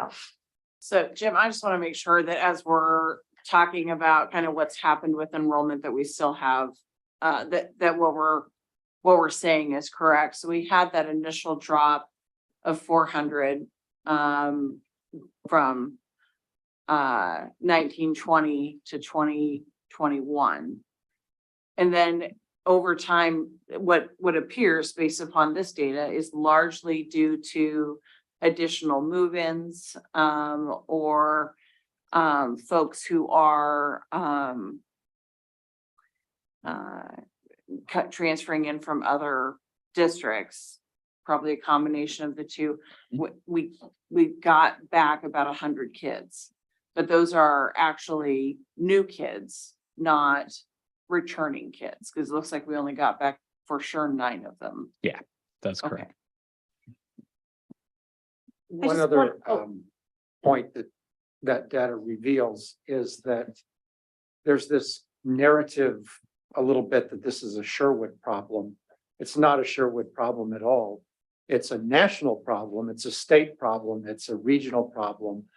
Oregon lost 20,000 kids during the pandemic. The district to the right of us lost 1,100 kids that haven't come back in their system. So it's not a Sherwood specific thing. This was the true expression of the disruption of the pandemic to American public education. I think that's very true. And I think one of the things that I hope that as we talk with these families and kind of find out, are they interested in coming back or what were their reasons? I think it's also, I think there's been a fair narrative about concern about either some, and that may truly be for some families, content of public education versus what they prefer to see in private or some of those issues. I also am wondering whether it's, I think it would be important to ask, or try and suss out, is this a case where, you moved your kid to an online charter and your kids thrived. And so or you moved them to a private school and your child has thrived. And so you're unlikely to kind of upset to come back because when your kid's thriving, you don't want to do that. So I hope we're really listening to kind of all of that information, because like you, if your kid's thriving, if you make a decision to move and then your kid starts thriving, like I get leaving your kid in an environment where they're doing well, like they've got friends and all of that. And not that we don't want them here, we absolutely do, but if it's working, I get it. I also really want to know, do we have other problems so we can address those too? But there's sometimes a differential between those two. I think it's important for us to have really good data on that. And I saw this morning, I didn't add it because of the late moment of learning it, but nationally there is 1.2 million students that would kind of fall into this category where they have left public education. Right. And we talk about it. I know I'm very clear it's not a Sherwood problem, Yeah. but it comes up so often and people living in Sherwood, I don't know that they really know it's not a Sherwood problem. So you kind of start to wear it like a badge and you feel bad, right? Like, where did these kids go? And what did we do wrong? And we want to do right by those kids. And so, I mean, we want to know, is there a shift in values in our community? Is there, maybe it's nothing we've done at all, but I do think this is really important information. So we appreciate you guys doing this. We'll do our best to find out. We know. Thank you. Yes. I just want to thank you for, I've been, I think a strong, I've had a strong interest in this data. And I just want to, I appreciate the methods that you have gone through. They looked quite thorough and I was impressed. And so thank you. You're welcome. Again, it was a team effort and I just get to deliver the information tonight. There's a lot of people behind the scenes that did a lot of work. Thank you for your presentation. Thanks. All right, at this time, we are nearing the end of our meeting, but we have one more public comment. You're right. Sorry, guys, I don't know what I'm doing up here. Ms. Carroll will present a first read of our advanced Spanish instructional materials before we hear that public comment. Warm up. All right. The World Language Adoption Team is recommending Adios textbooks to the board for first read and review. And then just a reminder, all proposed materials are digital and are on the district website along with a survey so the community can review it as well before second read. Thank you. It's weird to have action items that you don't take action on. You know what I mean? But thank you. Okay. Our final public comment. Lori Mortier. I hope I'm not messing up that last name. Did I say that correctly? Mortier. Thanks for hanging in there with us on this very long evening. That's okay. Most people try to crunch it up and you just did fine. I do have, I was hoping I can just speak to you before my 3 minutes. I'm really torn about what I have to bring to you guys today. After sitting here and listening to you guys and the levy situation and the budget cuts, and I feel torn about what I have to bring to you because it's not necessarily a positive light on what we're doing for our students right now currently, and that I'm effectively wanting change. So I feel torn because I don't necessarily want to be like, oh, hey, this is awful. And I sent you guys all emails, and since sending that email, I've had a chance to discuss with the school district itself, and I have meetings set up all this month. And I think that you guys are doing a great job with that. So that being said, my 3 minutes here is, I think, important to say to the school district and the school board, and also to be heard and to have these students be heard and the families be heard.